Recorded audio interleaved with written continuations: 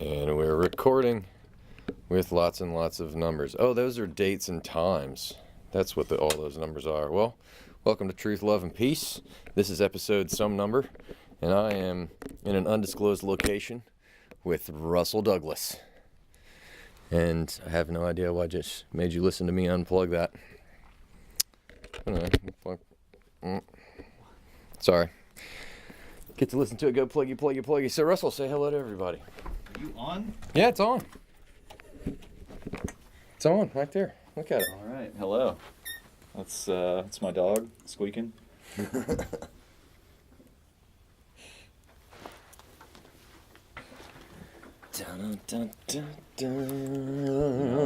know, like Livingston, you're not gonna like get all framed up first and. Nope. Nope. I am not that crazy about it. Like, one of the reasons that I do this is because there are guys like Joey Livingston, you know, that have studios and are way better at worrying about that kind of thing than I am. Right. And so this is fly by the seat of the pants and be able to get somewhere fun and do fun things. So that's what we're doing. So I'll come join you over here. Nice little tabla.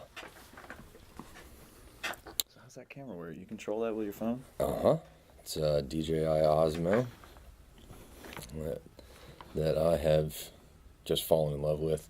That's also the drone that I use is a DJI. They do good work. Good work. That's cool to see. So, you know, how long has that camera been out, man? A couple of years now, at least. Yeah, but just a couple. Yeah. But DJI's been around for a while. The Phantom 3s came out a while back, and it's based on that technology. It's pretty much the stabilizer and the gimbal off of one of their larger, I think the Inspire drone that's interchangeable. And so they just tossed it on there. So we're going to put this on Facebook. Because I don't know. I can't make up my mind. She thinks you're calling her. Oh, I'm sorry, darling. I do that because I'm weird. My apologies. What's your dog's name again? Poot. Poot? What's the story behind Poot? Do I want to know? Yes, I want to know. I asked. Of course I want to know. Well, you know, we got her at the Humane Society, and she was pretty young. Mm-hmm. And when she was sitting in my lap while we were doing all the paperwork, and she was, you know, dropping some bombs because they had given her like worm medicine or whatever. And so we had been watching The Wire. Have you ever seen The Wire? HBO's critically acclaimed. I'm familiar with it. I've never watched it. Yeah, it's a great show. You should watch it. Okay. But anyway, there's a character on there. You know, it's all these like hard ass gangsters in Baltimore, and one of them's like they all have like street names, and one of them's name is Poot. And me and my wife thought that was so funny, like this hard ass dude, his name is Poot. And so, you know, she continued farting from the worm medicine for a couple days, and I just started calling her Poot, and might as well go with it.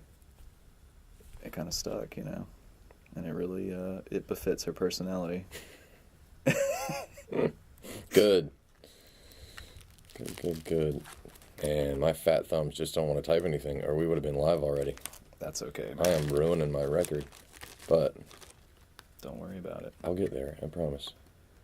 Don't worry about it, man. I'm not. I'm just talking since people can't see me, and they're wondering. I did this. I mistakenly, when I sat down with Tony, did this like halfway in. You know, I watched that one and I saw that. It was horrible. That was such a bad idea on my part. I'm trying not to do that again.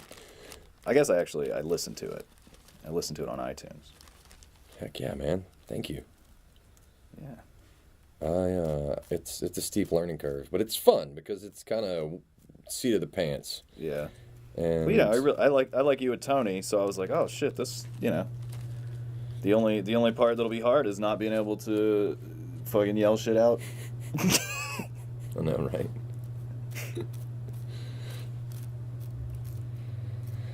Okay. I think. So that's recording. Facebook Live is up and running. And we will turn on the recording. So, yep. You get an audio. Little mic check. There's the audio. There we are. Everything is up and running, and we have a viewer already. Hey, thanks for joining us, whoever you are. If you don't mind, since I don't have my headphones and you left already, that's okay. But if somebody gets a chance, tell us that the audio sounds horrible. They're like, fuck that, he started talking to me, I'm out of here. I don't want to be called out. So, just a little rehash. Welcome to Truth, Love, and Peace. This is Mr. Russell Douglas and Poot down here behind us. And we are where, Russell? Well, on an undisclosed location. Yeah, no one needs to know that. In a cave. Yeah. That happens to have some nice tapestries. About half a mile below the surface. On the wall, yep. I saw the Batmobile when I walked in. It's very nice. It's very nice. It seems like you have been patting this place out for a hot minute, though. This is not a first-time job. No, I was in a band called Transmute for years, and this was our rehearsal space, and that kind of dissolved, and me and two of the guys kept just kind of jamming and messing around, and then you know Sean. His lease was up in his studio, so he needed a spot, and me and him had some ideas for projects, so he moved his stuff in. And, Excellent. Yeah. I shared the link to the STEM album that you sent me. Oh, thank you. Which was tons of fun. I really enjoyed the Terrence McKenna on the last track, which was the Singularity 1, or what was Majority of 1? Majority of 1. Yeah. How did that come to be? Since we're what talking music. What part? The whole album, the whole album. STEM. What brought that into being? Well, since that's the one you sent me to listen to. Well, that's me. That's all me. That's that was after the band kind of fell apart. I wanted to keep working on music, and so I started just writing some stuff, and I wanted to see if I could make a kind of post-rock-ish sort of album with almost exclusively synthesizers. And so except for the drums, that's all synth, and that's kind of like that's my thing. I like synths. I mean, I like all this shit obviously, but that's the one I know the most, but so it was just it was a kind of a psychedelic, it was inspired by a few trips and do tell. Yeah, I mean, just musically, that was kind of.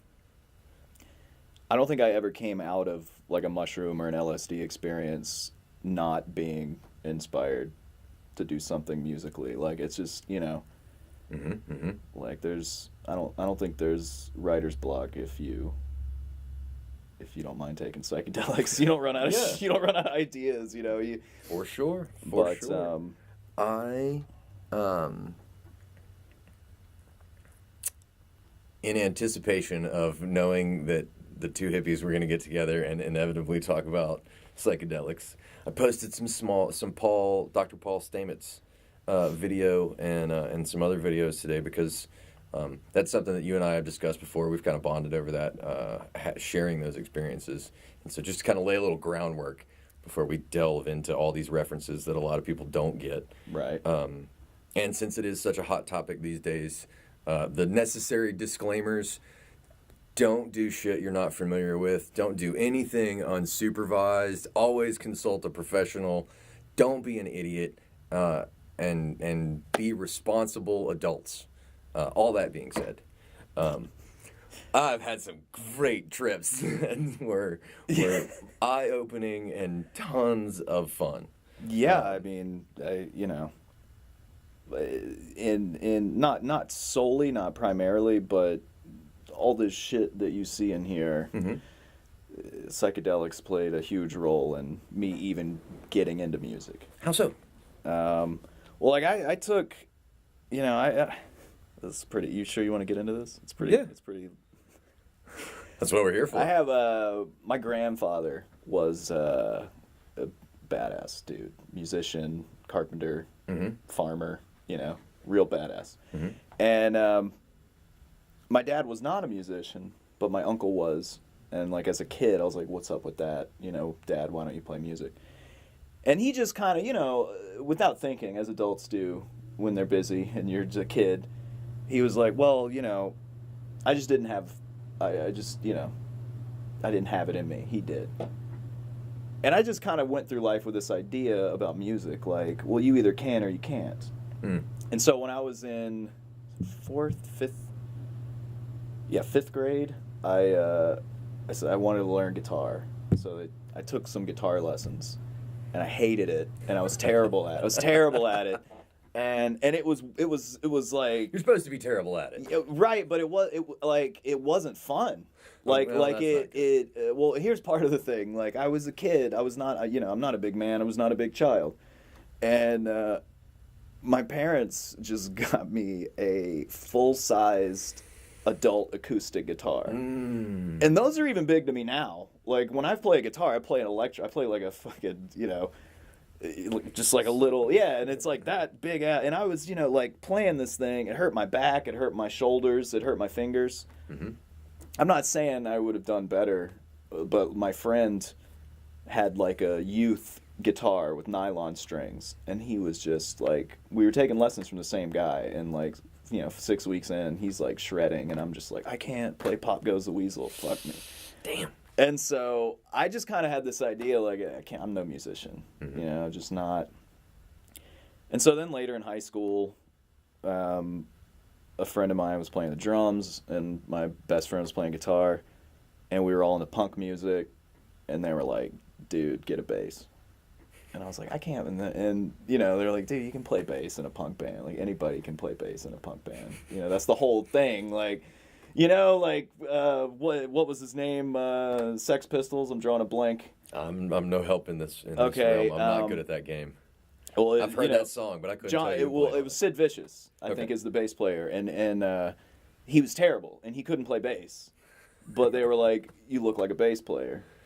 And you in a punk band, and then like, you know, the Flaming Lips is another band. Like, in their origin story, the guy that plays bass, he couldn't play bass, but he was just this big dude, kind of like you, like this big dude with like a beard, and they were like, dude, you look like a bass player, just figure it out.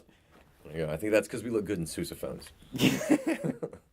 So I got a bass in high school, and like, you know, I learned some punks, you know, ding ding ding ding, you know, really basic shit. But what happens when you start playing music is, like, you get into better music, and you realize that you suck at music. Yeah. And so, you know, I got a girlfriend and a driver's license, and all that shit just becomes unimportant. And, dude, it was years later. I was 25 years old, and I had been, in my pastime had been, me and my best friend at the time were going to live music. Like, we would, I mean, that was like what we were working. We would work, and we would save our money, and we'd be like, we're going to see Nine Inch Nails in Chicago in April. Like, we're going to see, like, we're going to Bonnaroo. We went to like Bonnaroo in 2007. It was a great, good times. And so, you know, we're going to seeing all these great music, and, you know, a lot of times on psychedelics, and I just kind of, I kept always wanted to, like, I was like, man, I always wanted to do that. Like, I just always wanted to do it. And something about being, like, in a different state of mind. What is this nonsense? Oh, man. Did that interrupt your, I'm sure it did, but that's okay. It's just, the audio keeps recording. We can always reset my Facebook. Water. Anyway. But, That's what happens when you forget to put your phone on Do Not Disturb. This is not professional, ladies and gentlemen. No, it's totally professional. Because what's professional these days? Nobody cares. Fair enough. It's all do-it-yourself, man. Fair enough. We are definitely doing it ourselves. Indie and solo artists, man. The podcast is the root of it, and the audio goes up uninterrupted, so there's no way to interrupt that. The Facebook Live is just one more avenue, Neeling. Now, when you think about the difference between just being able to count down the days to go see a concert, how much the landscape's changed.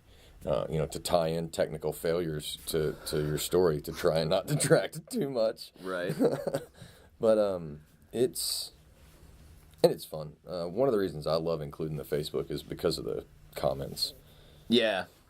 I like interacting with people. It's part of the. It's one of the reasons I love sitting down doing this. Yeah. No, it is fun. For the same. Well, I like the idea of like, hey man, for the next hour and a half, we're just gonna have a conversation. Like we're not, it's not. That's rare these days. You don't. It is, and that's one of the things that, I have been blessed to have great conversations with people all my life. It's I enjoy talking to people, and I just never could gather that up and turn into a book. And so it all kind of came together when we're doing the radio thing, saying, well, if we just start recording all this, then there's a book in there somewhere for me. And so I can sit down and share all these conversations and have something to take away from it while introducing a bunch of people to all the cool people that I'm lucky enough to get to meet. Right. So I try and just spread the word. I think a podcast is the best way to do that because, people barely read these days. No one's going to want to read anything I have to say. Yeah. Yeah. Just, then there's the truth. And there's the truth. So, welcome back, part 2, Facebook. I'm not tech savvy. I'm just a talker that figured out how to press some buttons. And so when things go horribly wrong, y'all should appropriately make fun of me for not knowing what the hell I'm doing.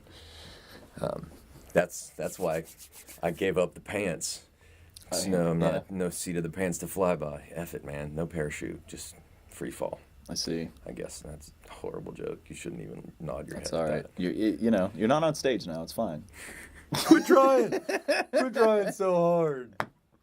So anyway, all that back up and running. You were, if Facebook wants to worry about continuity, you were talking about how you guys would work to go to concerts and being in that space of altered states of consciousness in concert venues. Yeah, and, I don't know. There was kind of this feeling of like, hey, man, there was always this idea like, I want to do that, but I can't. And then somehow having a different perspective in that situation, there's more this kind of voice of like, well, who the fuck says you can't? Like, why can't you? How bad do you want to do it? Do you really want to do it? And so I lived alone, and I got a keyboard, like a cheap, keyboard, and I was like, I'm just gonna learn. I'm just gonna fuck around. Like I didn't have any. See, when you're in high school, you're like, I want to be a fucking cool guy in a band that gets shit, But I was in my 20s. I was like 25, and so I was like, I don't care. I just want to play music for the enjoyment of it. And so I lived alone. I didn't have cable. At that time, I didn't even have internet in my house, which people would really scoff at now. But this was 10 years ago, so. I'd still scoff at that. Yeah. But I got a free piano on Craigslist. Yeah, they're on Craigslist all the time. Because people don't want to move them? They don't want to move them. You come pick it up. So I got a free piano, and I would just I would eat mushrooms alone a lot. And I would just eat mushrooms and sit in front of that piano and just kind of, get to know it. Yeah. So to speak. Experiment, And And so, that's like, I'm not a trained pianist, but I learned keyboard proficiency that way. And so, like, if people would be like, "Hey, how'd you learn to play the piano?" And I'm like, "I just ate mushrooms and sat in front of a piano for a year and a half." Like, that's great. Try it. I don't know. It might work for me. Experimenting is good. Yeah, and so synthesizers are like, if you're into psychedelics, I mean, if there is a way to contact beings in another dimension and communicate with them, I think synthesizers is where we should start, because otherworldly sounds, you can't. I don't know what gives you more insane, crazy, just a palette of infinite weirdness to experiment with. And I wonder why that is. When you say that, my first inclination is to answer the question, because I'm kind of a dick. So am I. It's great. It's fine. Continue. But my first thought is, okay, so why is the synthesizer appropriate? And I jump to try and answer that. Do you have an answer for why you think that's such an appropriate instrument? I do, but it's really long. Okay. We don't have time constraints. Like, we can change out batteries in the camera. Yeah, this isn't Joey Livingston. You're not going to cut me off 3 minutes in. Joey's on a time frame. He's on a schedule. That's a different thing. We love you, Joey. I got to give you shit because you call me an asshole all the time. So, what he's talking about is Joey Livingston now this, at again, NCG Studios. This is complete. This is based on no science or anything whatsoever. This is just from my own experience. Yeah. That's what this whole thing's about. But this is, again, kind of a vision I had, so to speak, while using a synthesizer on psychedelics. We've talked about Aleister Crowley. We may want to do a little fill-in for people that may not be aware. Crowley was... yeah, he was weird. He was... some would say weird. Yeah, very strange. Kind of tongue-in-cheekly known as the wickedest man alive, or the Great Beast, which are nicknames he gave himself kind of as a joke. But he was a weird fucking guy, but he was really smart, and he was really funny. Like, he was... for that time period, like, I have an English degree. I read a lot of literature from the 14th century up until the 20th century, and so all in the 1800s, 1900s, and that's around when he was writing, late 1800s, early 1900s. There's almost no one that funny. Really? Yes, there is, but like, he had a humor that I don't even think people understood was humor until, years later. So anyway, it was a tangent. Those are good. He wrote this kind of seminal piece. It's a very short book. It's called The Book of the Law. And apparently, it was dictated to him. Yep. by some spirit. I forget the name of it. And he isolated himself in a cave in Cairo, and did who knows what else. And this whatever thing came to him. And again, the way he writes, this could all be a joke. The whole setup of this, but nonetheless, he has this vision, and he sets out what he called the procession of the aeons. I think is what he called it. It's been, again, over 10 years since I read this, but basically, humanity, since we've started, being human and like communicating and having community and tribes and stuff, we, I guess, because he was in Egypt, he associated the aeons with, let's see, you've got Isis the mother, and that's when we're matriarchal societies, we're egalitarian, we worship nature, we're a pantheistic, sort of, and then we move into what he called the Age of Osiris, which is agriculture, industry, mathematics, architecture, science. And then the next stage he called the age of Horus. And, Horus was like a divine androgyne. It was like, androgynous being that was the child of Isis and Osiris, apparently. I didn't read a lot of Egyptian mythology. I'm going on what Crowley said. Yeah, I was going to say, I can fill this in if you have questions. But go ahead. Yeah, if I'm wrong, please correct me. Yes, no, so far you're quoting him accurately. So anyway, the age of Horus, the child, is where we take all of the important things that we learned in the age of the mother, which, language, art, music, a spirit, psychedelics, plant medicine, all this stuff. We shed the nonsense, the superstition, the fear, the ignorance. And we do the same with we take all that which I believe is like technology in a form that's coming, which is green technology, which is good for the planet. It's not, the way it is now. Oh, yeah. So basically the idea is that you merge the best of those and you come out in this age where we kind of have this, which it feels like we're slowly moving into eventually, where that's what I feel. Yeah, where we don't have war, we don't have, all these things that are creations of, we don't, you wouldn't have religion like in the sense that people are afraid and kill each other. I mean, people could still have practices and whatever for community purposes and spiritual purposes, but not in this way that it brings people to fighting and all this shit. Yeah. So anyway, I think the synthesizer symbolically is like the instrument of Horus, because interesting.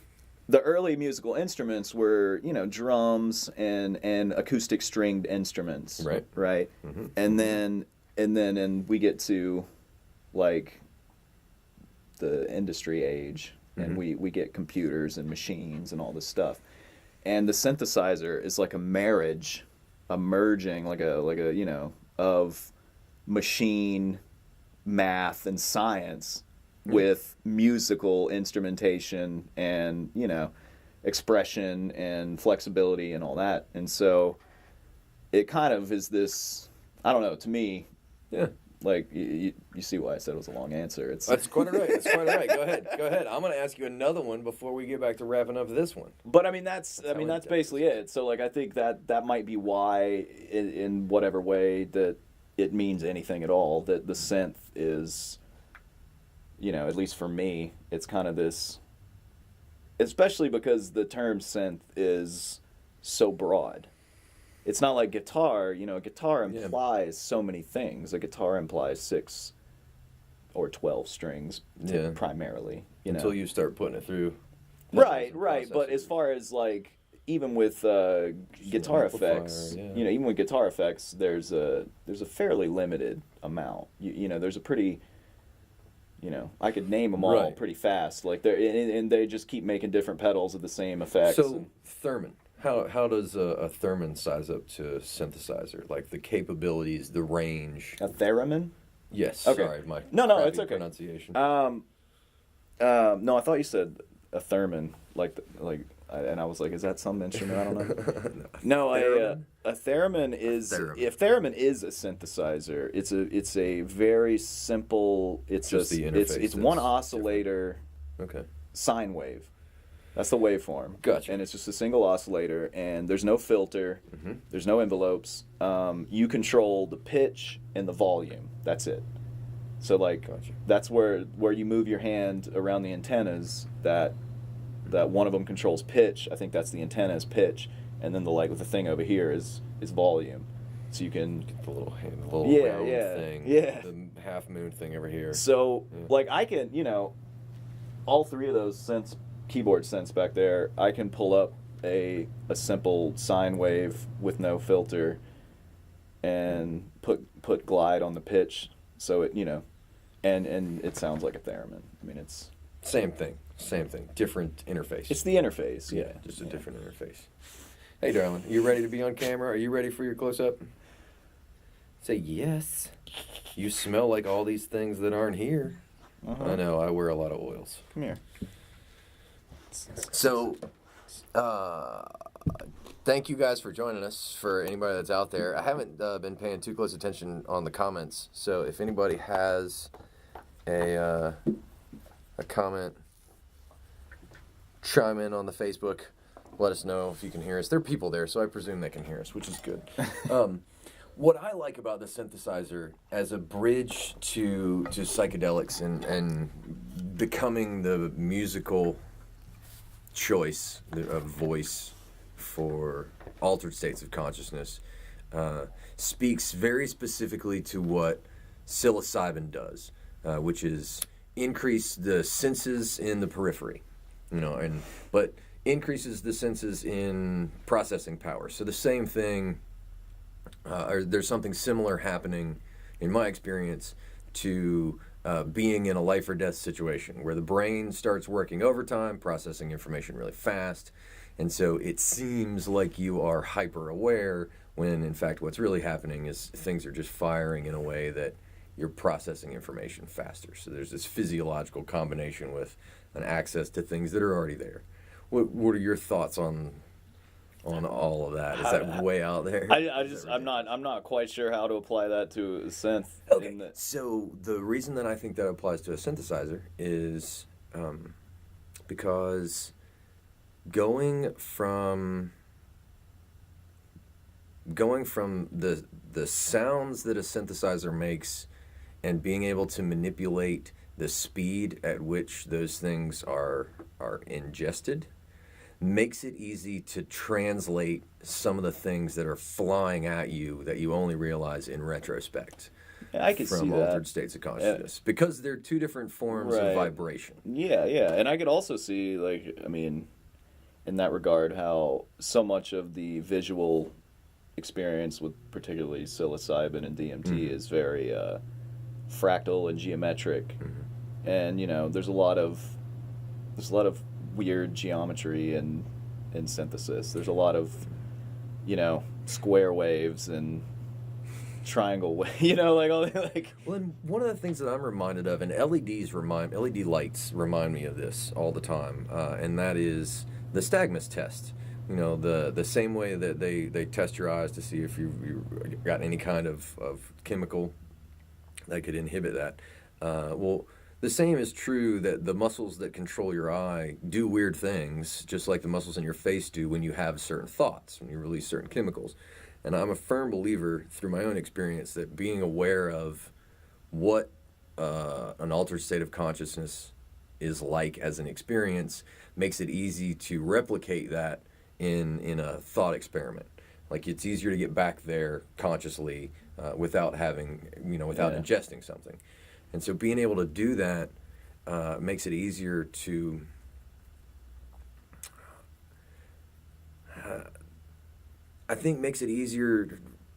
when I see things like an LED, a light emitting diode flicker in my periphery, that vibration is more noticeable to me because I've been in states of consciousness where it was highly noticeable. Right. And so the flickering of that evokes the vibration thought that makes me think of the sine wave that you talk about with the theremin and the synthesizer. That's how I made that connection. I see.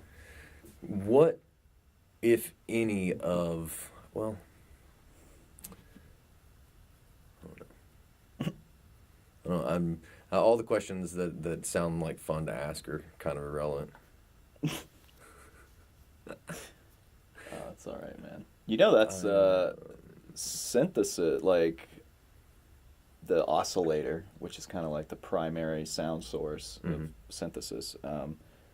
Those were invented for physics labs to study sound waves. Mm-hmm. And Bob Moog, and you may have seen that name on a stage somewhere. Yeah, he was working, in some dude. Boy, don't quote me on this. This is a real rough memory of the story, but he was working around them in some capacity. He was an engineer, and he just had this idea that they could be used for musical purposes.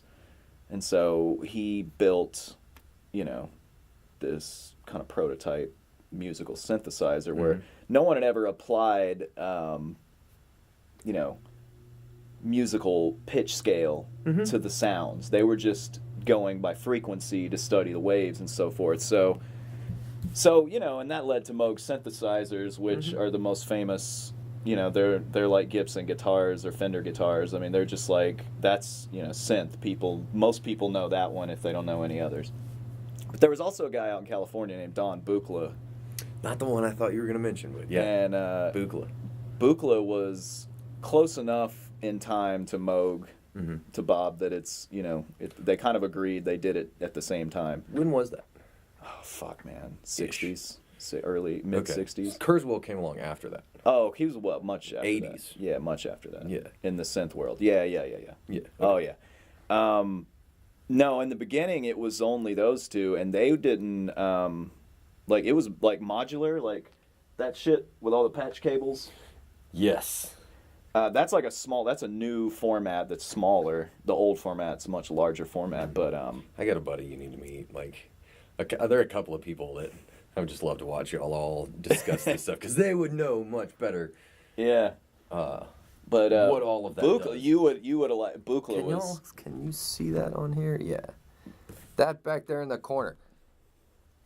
Buchla he was in San Francisco in the 60s. So which one of them made that kind of setup? Like which one's which? I mean, the ones down there are Moog. If Buchla's name were on any part of that, which part would it be? The case that has the white keyboard on top of it. The case with all the weird knobs and the fucking touch plate and all that shit. That's a little more in the style of like the Buchla modular. Gotcha. It's not. You can still get Buchla shit. It is expensive. What do you mean by expensive? I mean like a system that size would cost you about $20,000. Holy shit. Okay, and the box that you're talking about for people listening is what, like 1.5 by 2.5 feet surface area? Yeah, that's a pretty good estimate, I'd say. I think it's 25 inches wide. Gotcha. Have you counted how many knobs it has? I have not, because all those are like separate modules, and so like you can change them out. And so like is that changes. Like a pedal board for a synthesizer, like a guitar player's pedal board? How do those two things relate? Similar. Well, it can be like you can like I have like probably 4 or 5 modules on there that are standard effects like delay and reverb, you know, like effects pedal kind of stuff. Ooh. But it's also the synthesizer itself. Like I've got 3 or 4 oscillators. You know, multiple filters, envelopes, low frequency oscillators, which are for modulation. That one even has it has a melodic sequencer, you know, that does step and pitch, so you can sequence melodies and bass lines and shit. And is there anything it won't do? Not much, dude. It's got a drum sequencer, and so you can sequence drum beats. And then it's got like this cool. One of them is it's a contact mic that you can touch it and scratch it, and you can patch that into just like anything and get weird, just otherworldly sounds. And yeah, it's unreal, like the crazy shit you can get out of that. And what's cool about that is I bought all of those modules. I bought them one at a time. It took me like almost a year and a half to put all that together. And you know, you just every week or two, you're like, oh, that module's only $50. I can swing that. And then, you know, a couple weeks later, you pick up maybe one that's. But no, it's a really nerdy, kind of niche hobby that, you know, I think there's it's growing now. And you know it's growing because the companies are growing that make the modules, and more of the companies are springing up, and you know, it's gonna be one of those things, and you know, probably 10 years you're gonna see it on every stage, like you know, in some format, maybe just a little case with, you know, a few modules in it. But yeah, and then like that one up top is a Moog, and the big one with all the crazy knobs on it is also a Moog. Gotcha. Gotcha.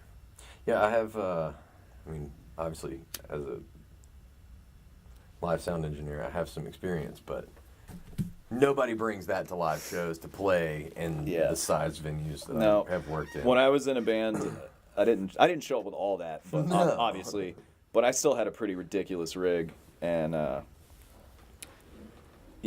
sound engineer would always just kind of walk up and look at me setting up and be like, really? What do you need? And then he always loved me because I was like, I just need stereo XLRs. No, I had my own mix. I just didn't even need the conversion. Yeah, I was like, just plug me two stereo. I even got my own cables. Where's the box? Yeah. What channels you want me in? That was we played enough that I wanted the easiest setup possible, even though I had a lot of shit. That is playing a good bit. And so, like, I put a lot of time into, like, case arrangement and, like, setting up, multiple things in a case. Mm-hmm. Almost like a pedal board, but, like, it's a synth and a mixer and effects and shit. And you just move it, plug it in. But I get that. I'm the guy that showed up with a camera and a room mic and some phones and call it a podcast. Yeah, well, I guess you can do that, right? You can do that nowadays. Yeah. It's pretty cool. You can. It's absolutely amazing. It's absolutely amazing. So it doesn't surprise me at all when you say that we'll see synthesizers on stage in a near handheld format. Well, yeah, I mean, we already do. You see them on stage. When you know about them, like, I see them on everything I watch. I'm like, my wife gets annoyed because I'll be like, oh, they got a mini Moog, and she's like... Nobody cares but you. Yeah. I'm the same way. I am very bad. Or I'll criticize, I'll be like, man, you got all that money, and that's what you're playing? That's embarrassing. That's horrible.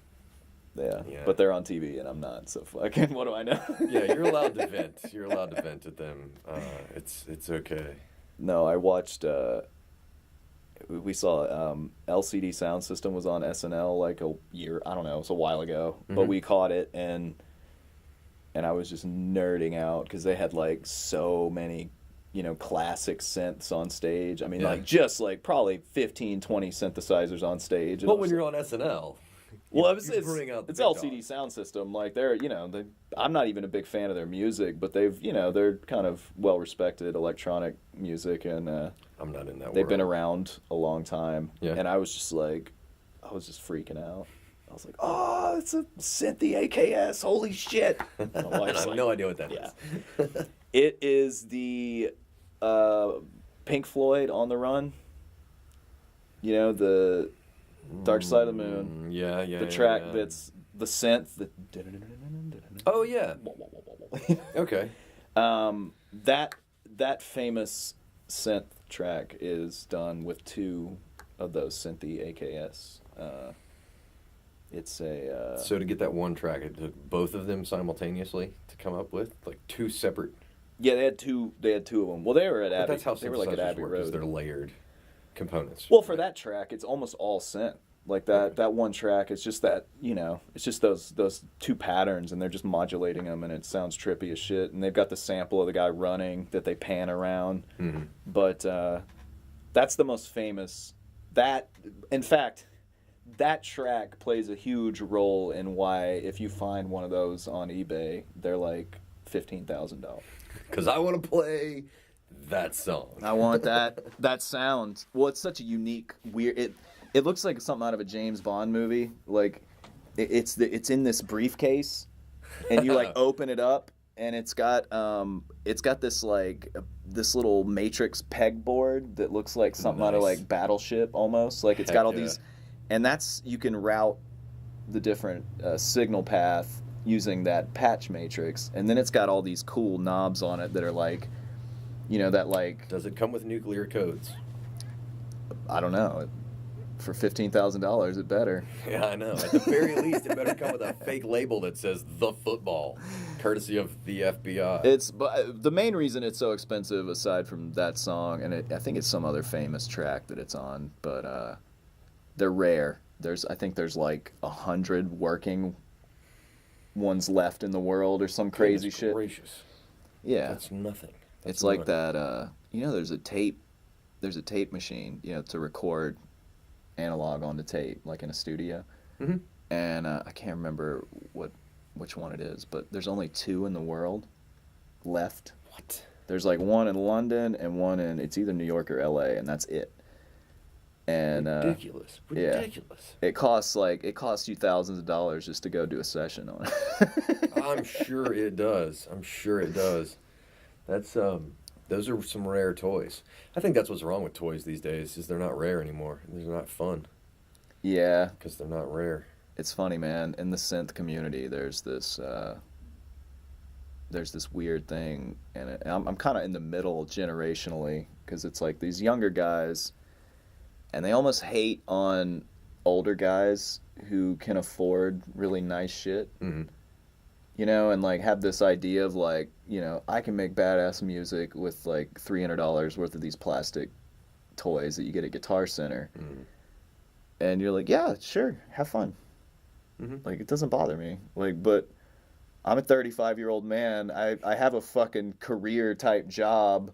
You know, I want the Moog. Sorry, you know, like I want it. Like yeah, I work hard to buy nice. Yeah, toys.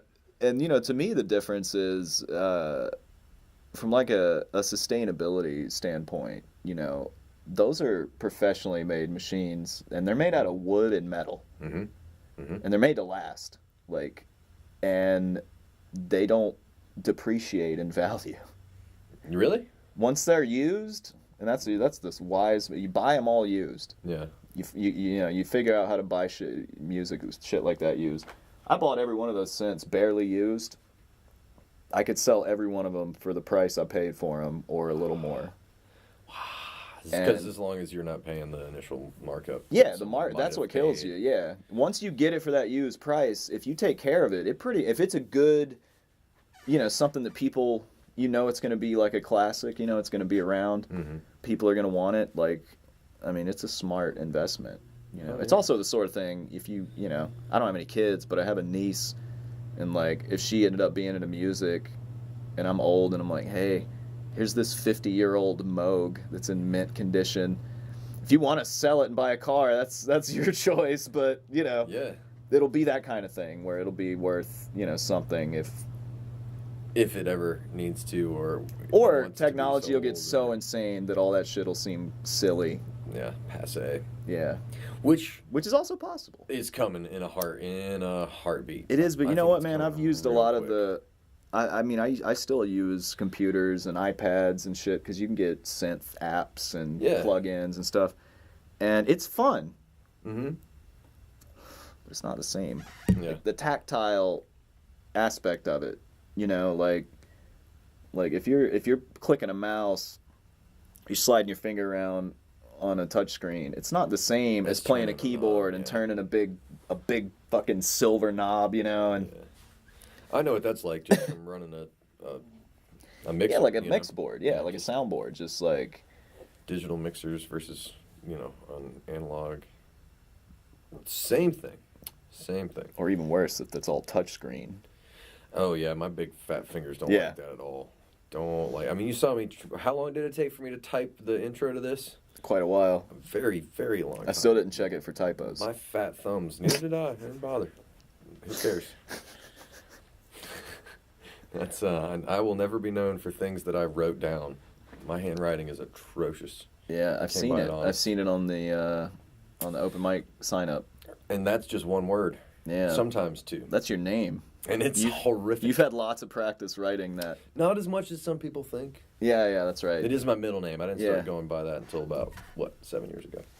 Well, you know, Douglas is my middle name, but I can write it just fine. Well, I can't write anything else. Why would I be able to write that? Not start picking and choosing. No, it's cool, man. I think the only reason I have neat handwriting is because I had a pretty like strict dad. Yeah. Yeah, and he was, you know, like you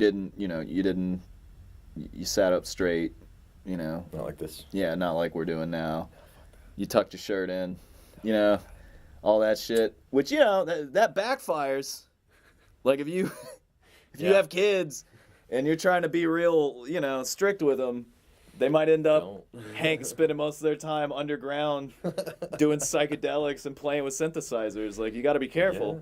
Well, and making good arguments for things. I convinced somebody the other day on the beard just by tossing out the how do you know who you are, to be real grandiose about it, if you've never just let your beard grow out for a year. Yeah. You know, like it's an important part of your identity. Like, you know, ask a woman, how do you know who you are if you never let your leg hair grow out? Like, there's a part of self that we willingly cover up for culture, and yeah, it's weird. It's tragic. It's weird. It's tragic. Well, dude, I mean, like, I you know, I didn't always look like this.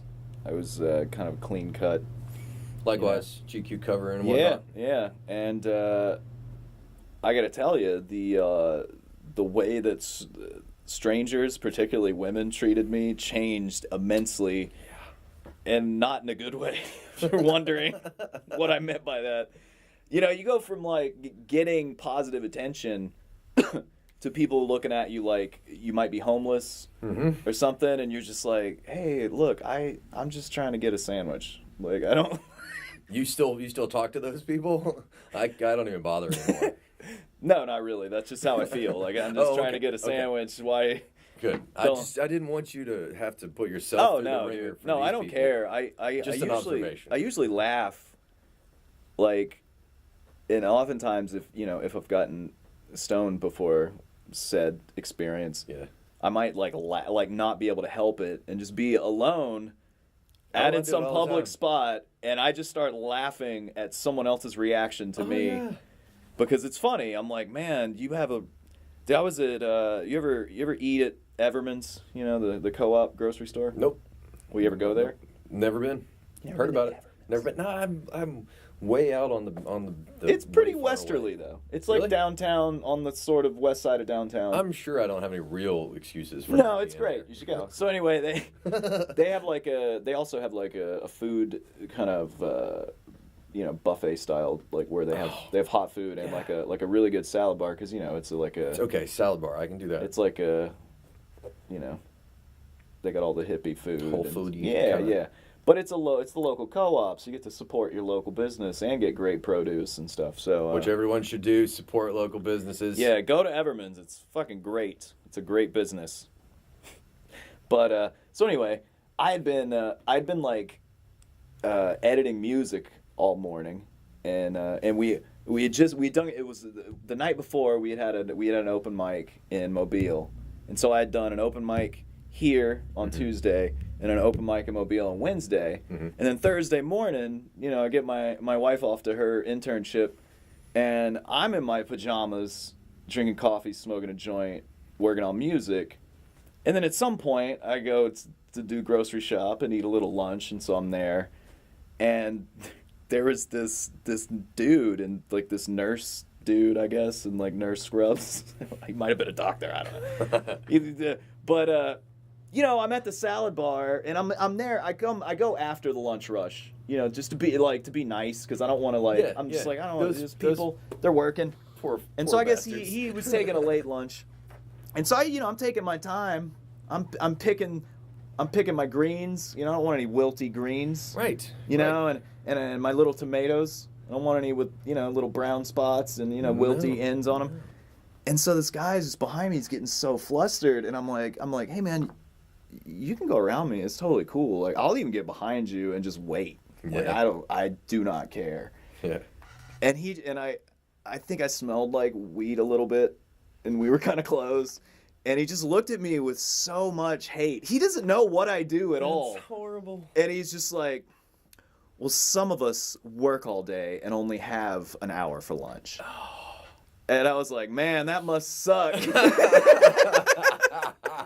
I was like, dude, I'll just hang back and you take your time. I don't care.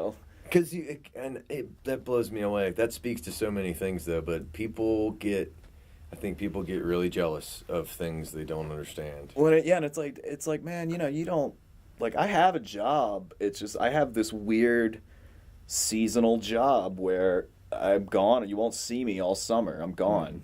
I'm out of town, on the road, working long hours, 7 days a week. And then, for like 9 months, I don't work that job.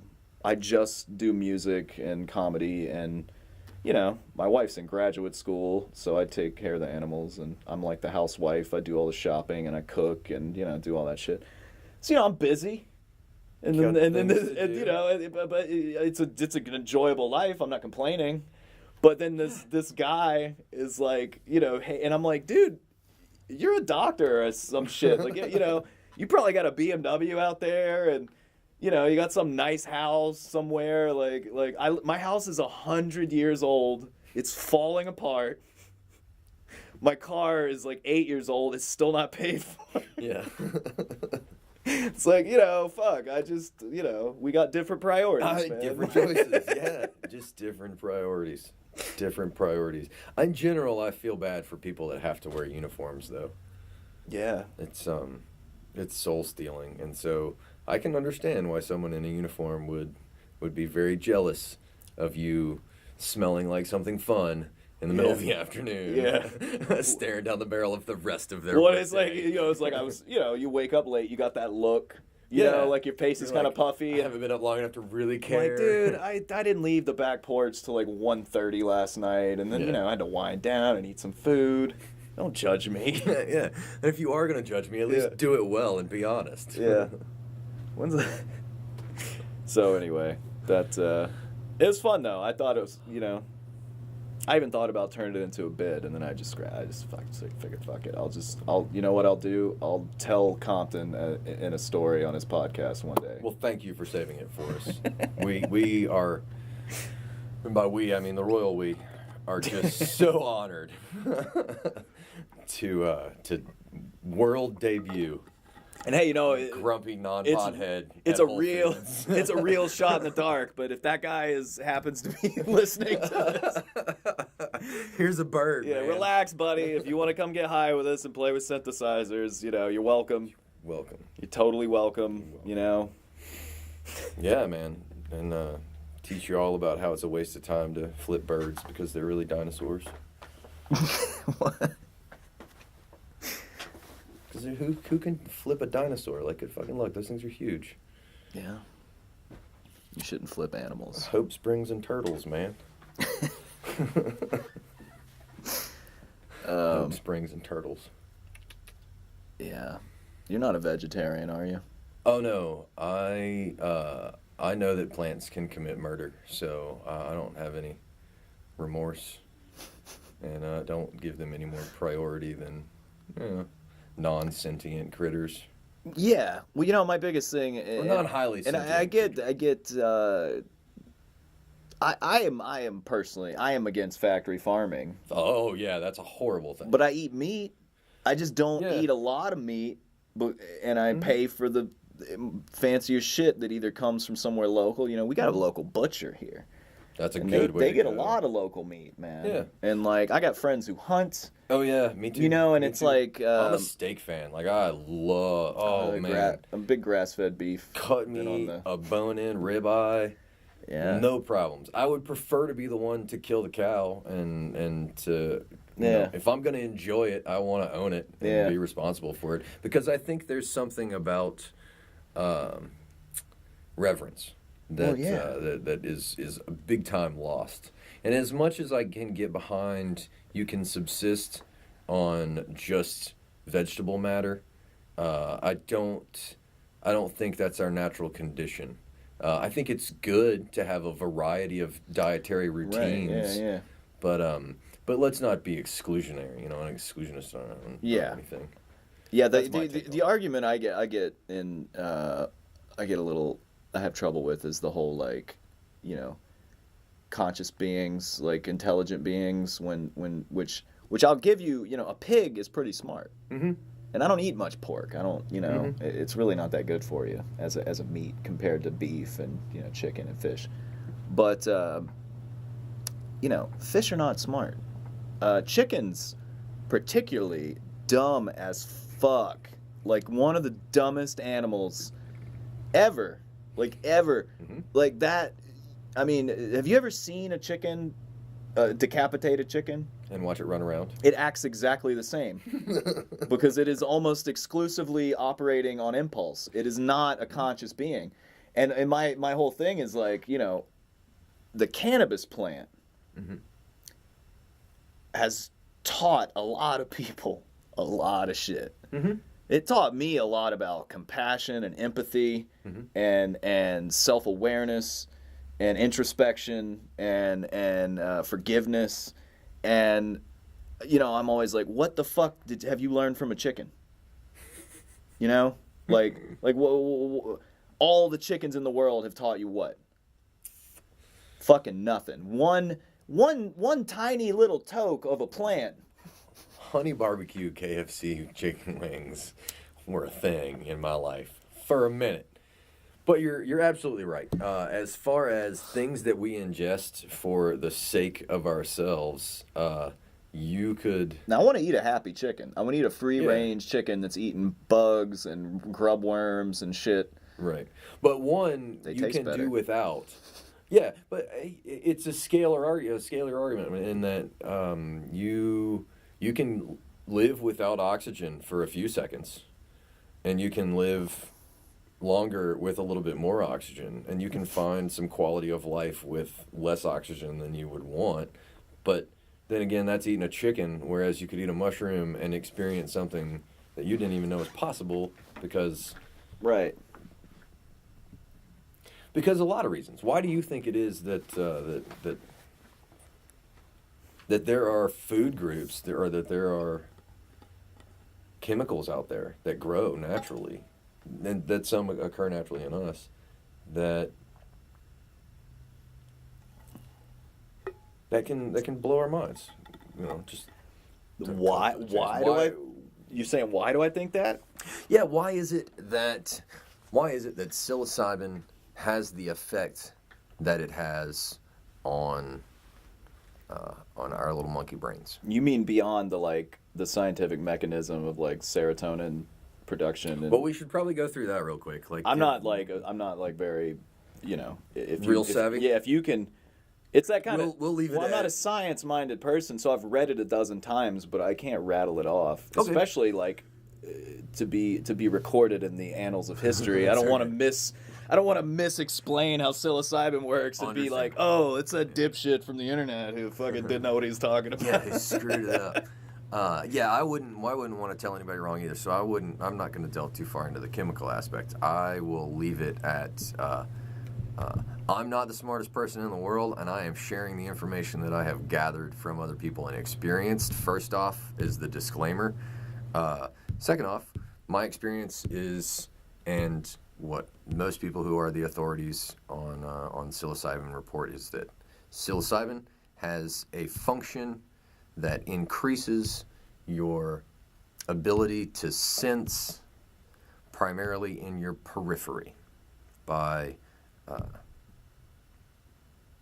accelerating or increasing what you perceive as awareness by the same mechanisms of pumping up the processing systems. Yeah, I mean, that's the bare bones. All psychedelics work on either serotonin or dopamine. Right, and that gets into the chemicals that start altering the perceptions. And I mean, you know, there's a like schizophrenia is very similar to being on LSD apparently, and so much so that like when scientists started working with LSD, they were like, oh, we're gonna be able to study schizophrenia a lot better. Now, why did they give a reason for that? Yeah, there's something to do with how it has something to do with dopamine. So my guess would be that... like this, a similar thing happens in the brain of a schizophrenic person's dopamine receptors as happens to a person on LSD. Well, the dopamine mechanism when you ingest LSD is a massive dopamine dump, which is tons of fun, and then you are left with this dopamine shortage deficit because you have dumped all of your dopamine, and so you end up going through this really funny giddy state followed by this extremely manic state. See, it's funny, that sounds a lot more like my experience with MDMA than LSD. I found it to be the same for. Yeah, I mean, I've heard a lot of people with the whole like, manic state or feeling kind of shitty after LSD, but I found that for me had entirely like everything to do with the trip itself and the experience, than more so than the LSD, the drug. Maybe manic's not the right word. Maybe exhausted would be a better word. Again, because manic has a lot to do with perception. Like maybe the best way to describe it is just that you have worn out a chemical store and you have done a lot of one thing, and so you become desensitized to that particular brain chemistry. Would that be a more okay way to describe it, or what do you how would you describe it? Well, I don't. Your experience. Yeah. How did it work for you? LSD. That's how I felt. That's not how everybody feels, I'm sure. For me, there were times when I didn't feel so great, the next day. Mm-hmm. But that usually was, you're out doing shit. You're not. The rest of the community. Yeah, you're not keeping yourself hydrated. You're not. Yeah. But every time I did it consciously and sat at home, took LSD, and just chilled, like the come down's fine. The next, I actually sleep well. I wake up the next day. I feel great. It's sweet. Yeah, I don't know. I know LSD. Getting clean LSD is hard. Yeah, yeah. And I don't have as much experience there, so I'm sure there are. Yeah, and I never did it in that set and circumstance either, which is very, very important. A lot of people, I've met people that think that mushrooms give you a hangover, and I'm like, and usually if you talk to them long enough, you find out that they drank while they were on mushrooms, which you shouldn't do, folks. No, don't. It ruins your psychedelic experience. It ruins. Yeah.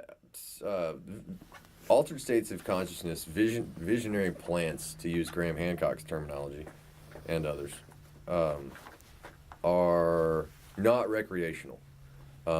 They are just not recreational. They're valuable in a few things. I think. I agree that. That normal to high doses are not recreational. I think that threshold doses of mushrooms and LSD are really recreational. Explain what you mean by that difference in dosage, because I don't usually consider microdosing, so that's not something. Right, and I don't even mean like a microdose, because in a microdose is you don't feel it at all.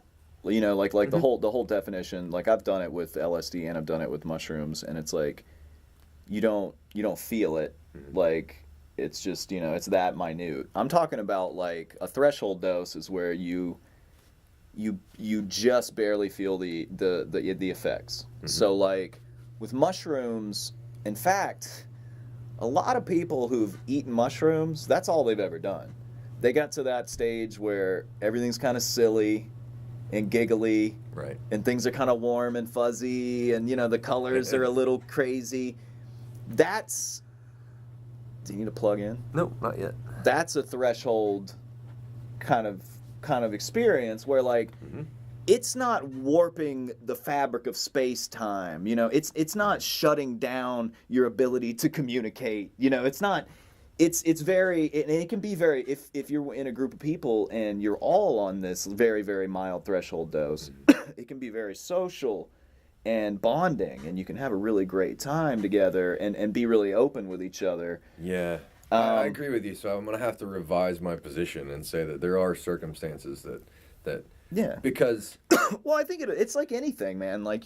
If you go out drinking, right? Let's trade. And you have a couple... Uneducated. Yeah, you have a couple of beers or a few shots, and you get there's a comfortable period where you're loose, you're having a good time, you know, you're talking with people, you're interacting, you know, your inhibitions are low enough that you're not feeling stressed or anxious, but they're not so low that you're making poor choices yet. Right. Your speech is still intact. You know, that's like, in reality, you should not be out in public past that point. Yeah.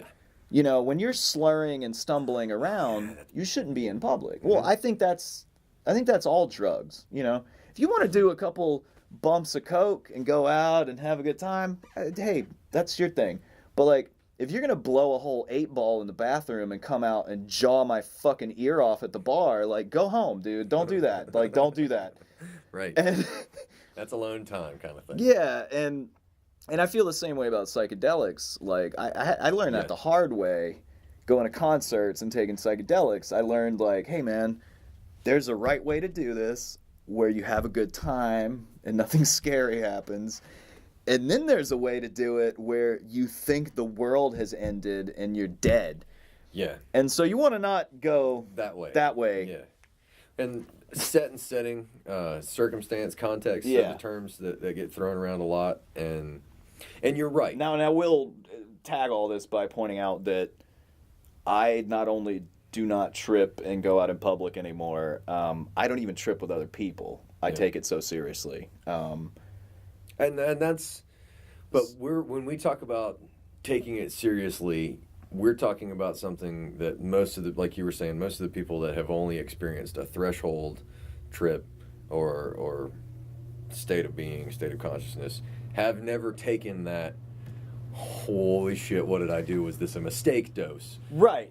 Which I think I'm dead. What the fuck did I do? Yeah. That's the realm that I'm usually in, and that's why I say that is not recreational. And so no, definitely not. Don't do that. Don't. Yeah. You will hurt people. When it comes to psilocybin mushrooms, I'd say anything over 1.5 grams, you probably want to be home. Yeah. And if you and definitely anything over 2.5 grams, you want to be fucking home. Yeah. Or somewhere very comfortable and safe, where you feel safe. Yes. And education is the other thing. Like, that's one of the reasons that I love having conversations about this, and that I'm excited to record it and share it with people, is because you and I know full well how serious this is, and so it's nice to hear us and make sure that what I'm saying is very measured, in that I am not going to send someone out to do something ridiculous that would be dangerous for them. Right. And just to have a conversation with somebody that knows well enough that it's not a toy, and it's not the kind of thing that should be abused. Yeah, you don't fuck around.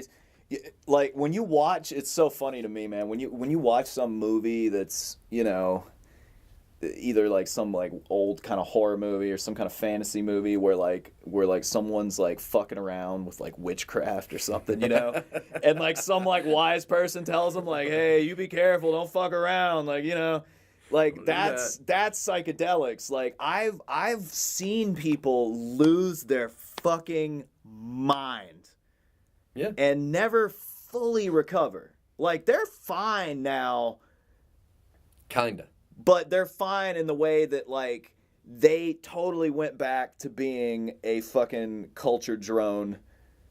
You know what I mean? Yeah. Like they went just completely. Yeah, like they, like, you know, oh, I was a fucking, you know, a really serious psychedelic artist, and, you know, now I'm wearing a fucking tie and I'm drinking for fun instead of creating and smoking weed, and, you know, and I'm going out and trying to get laid instead of, you know, trying to make meaningful relationships with people. You know, it's like this like, I just, you know, nope, I'm fuck all that crazy shit. That scared the fuck out of me.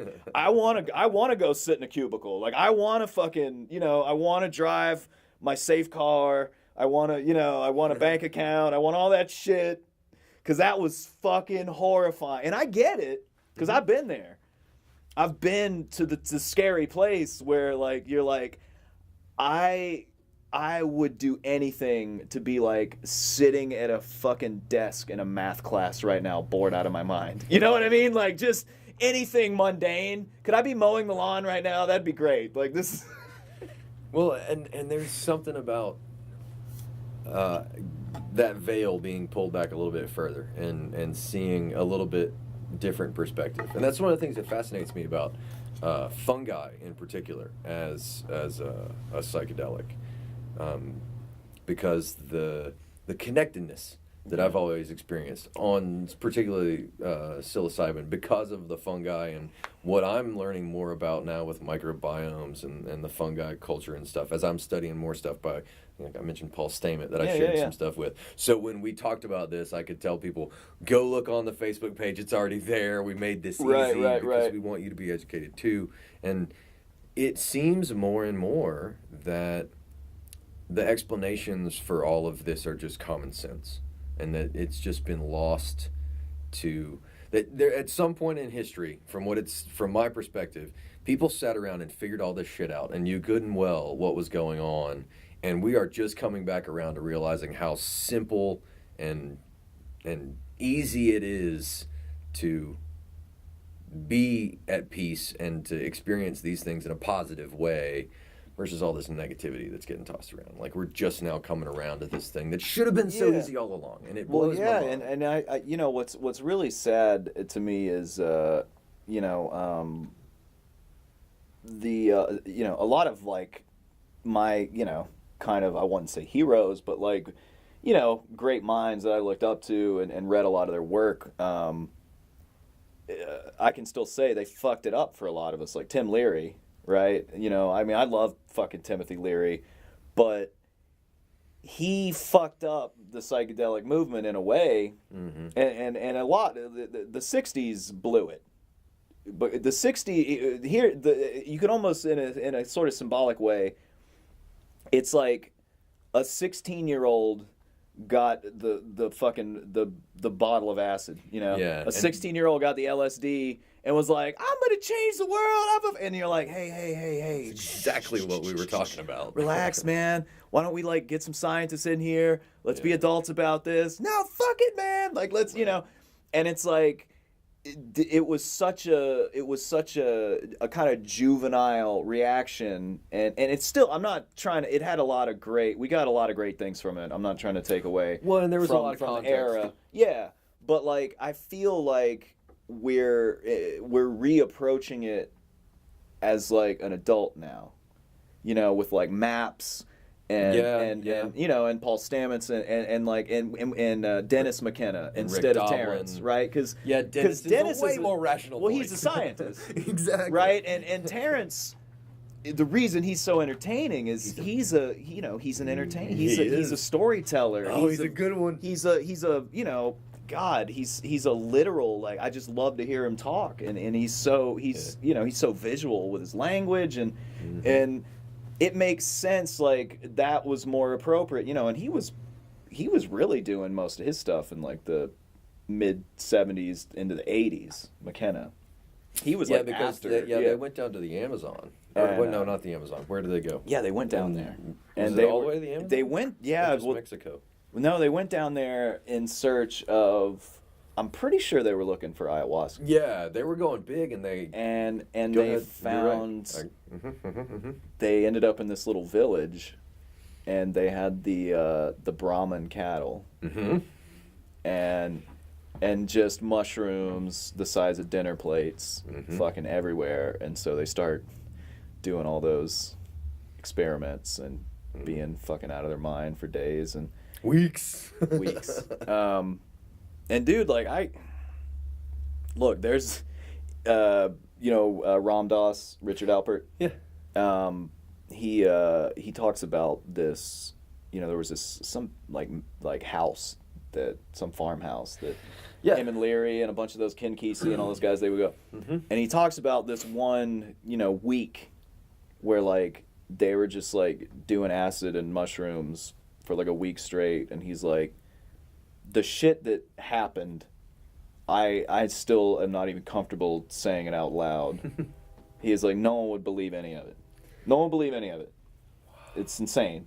And like, I've had experiences on psychedelics where the next day I'm just sitting there like, am I going to tell anybody about that? Holy shit, that was you know, like that. Yeah. I don't.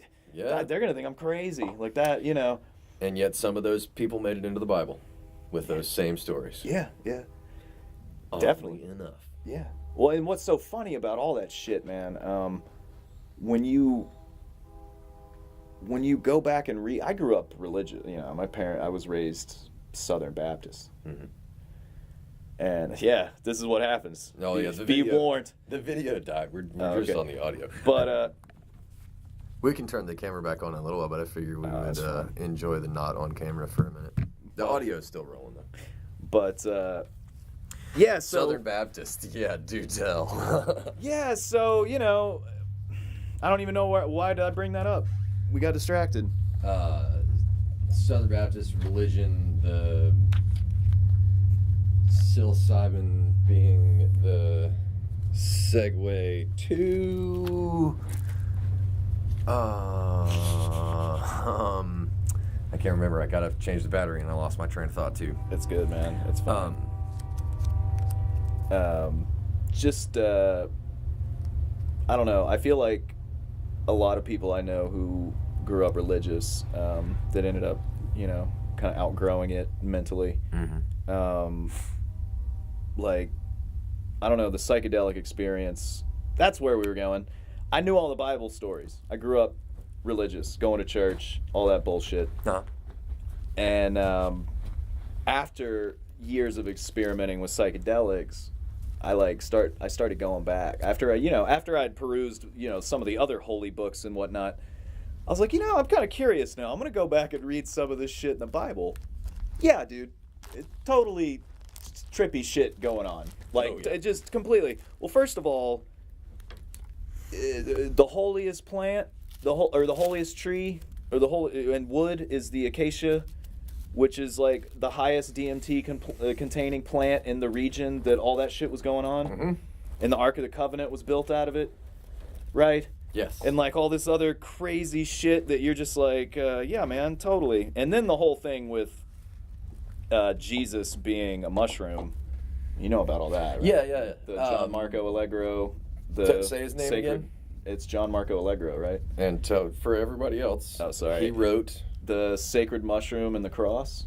And he was one of the guys who translated the Dead Sea Scrolls. Yeah. And he was the only actual scholar. The rest of the team were theologians. And he was the only. Oh, that's right. He was the world's leading linguistic scholar. Well, there were only 6 of them that could translate. What is it? Sanskrit that it's written in Aramaic. And early Hebrew or something. Yeah, it's like 3 different. I can't remember. Don't quote me on that. But he was an expert, and he kind of figured out, and he wrote a book about it, that the Christian myth. Jesus Christ was actually just a mythological character mm-hmm. that was a personification of the mushroom. Mm-hmm.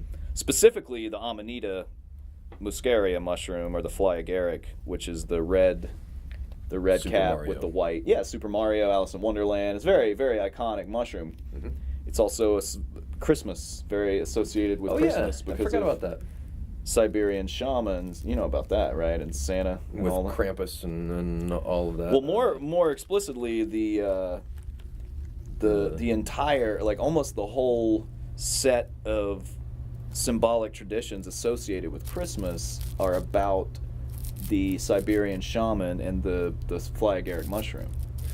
Do you not know about this? It sounds familiar, but run it by me again, because I am confusing it with what I've been studying on the Yule celebrations and the Vikings. Okay. So help clarify it for me, because there's something to do with the shamans. So the Siberian shaman, those guys are badass, like living in the tundra on nothing. So the evergreen tree, mm-hmm. the Christmas tree, the taiga forest.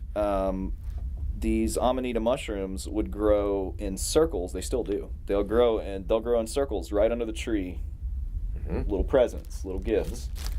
And they would pick these mushrooms and then sometimes string them up or put them on little hooks, and they would hang them from the trees to dry, or just until they got their picked or whatever. And then they would use sacks, like animal skin sacks, to carry the mushrooms around in. And it was like, you know, it was part of their spiritual practice. So they dressed in the colors of the mushroom. They wore red with white dots on it and white trim.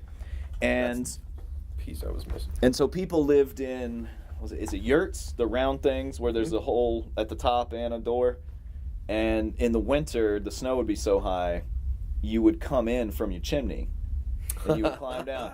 So the shaman would go around on the winter solstice, the darkest 3 days of the year, and he would come down your chimney and he would hang mushrooms either on your tree or in stockings by your fireplace. And people would do like solstice ceremonies with these as a family and as communities and stuff.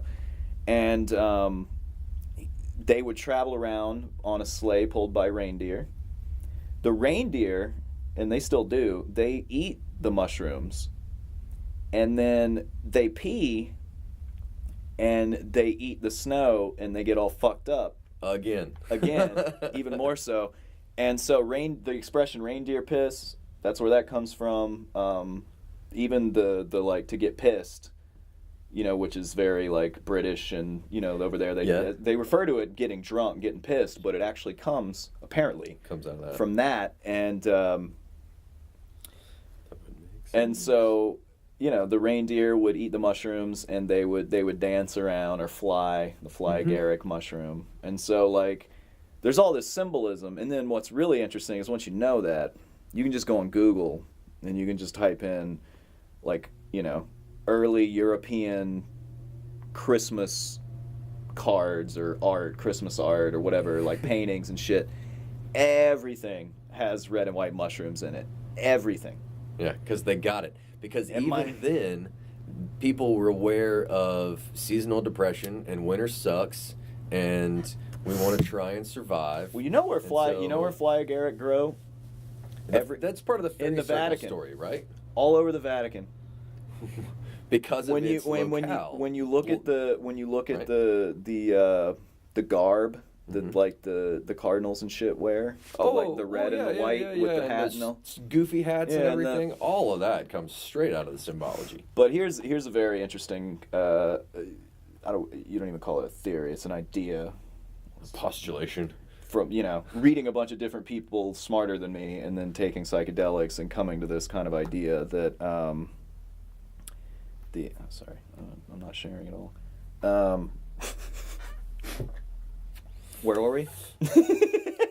We were talking about the Swiss Guard and the mushroom iconography of the Vatican. Holy City. Yeah. So there's this idea, and it goes like along with Crowley's thing, that the patriarchy, you know, associated with that age of Osiris, which is like the male-dominated age of industry and everything, that is all tied to monotheism, which is even more specifically tied to men figuring out that their semen was necessary to make a child.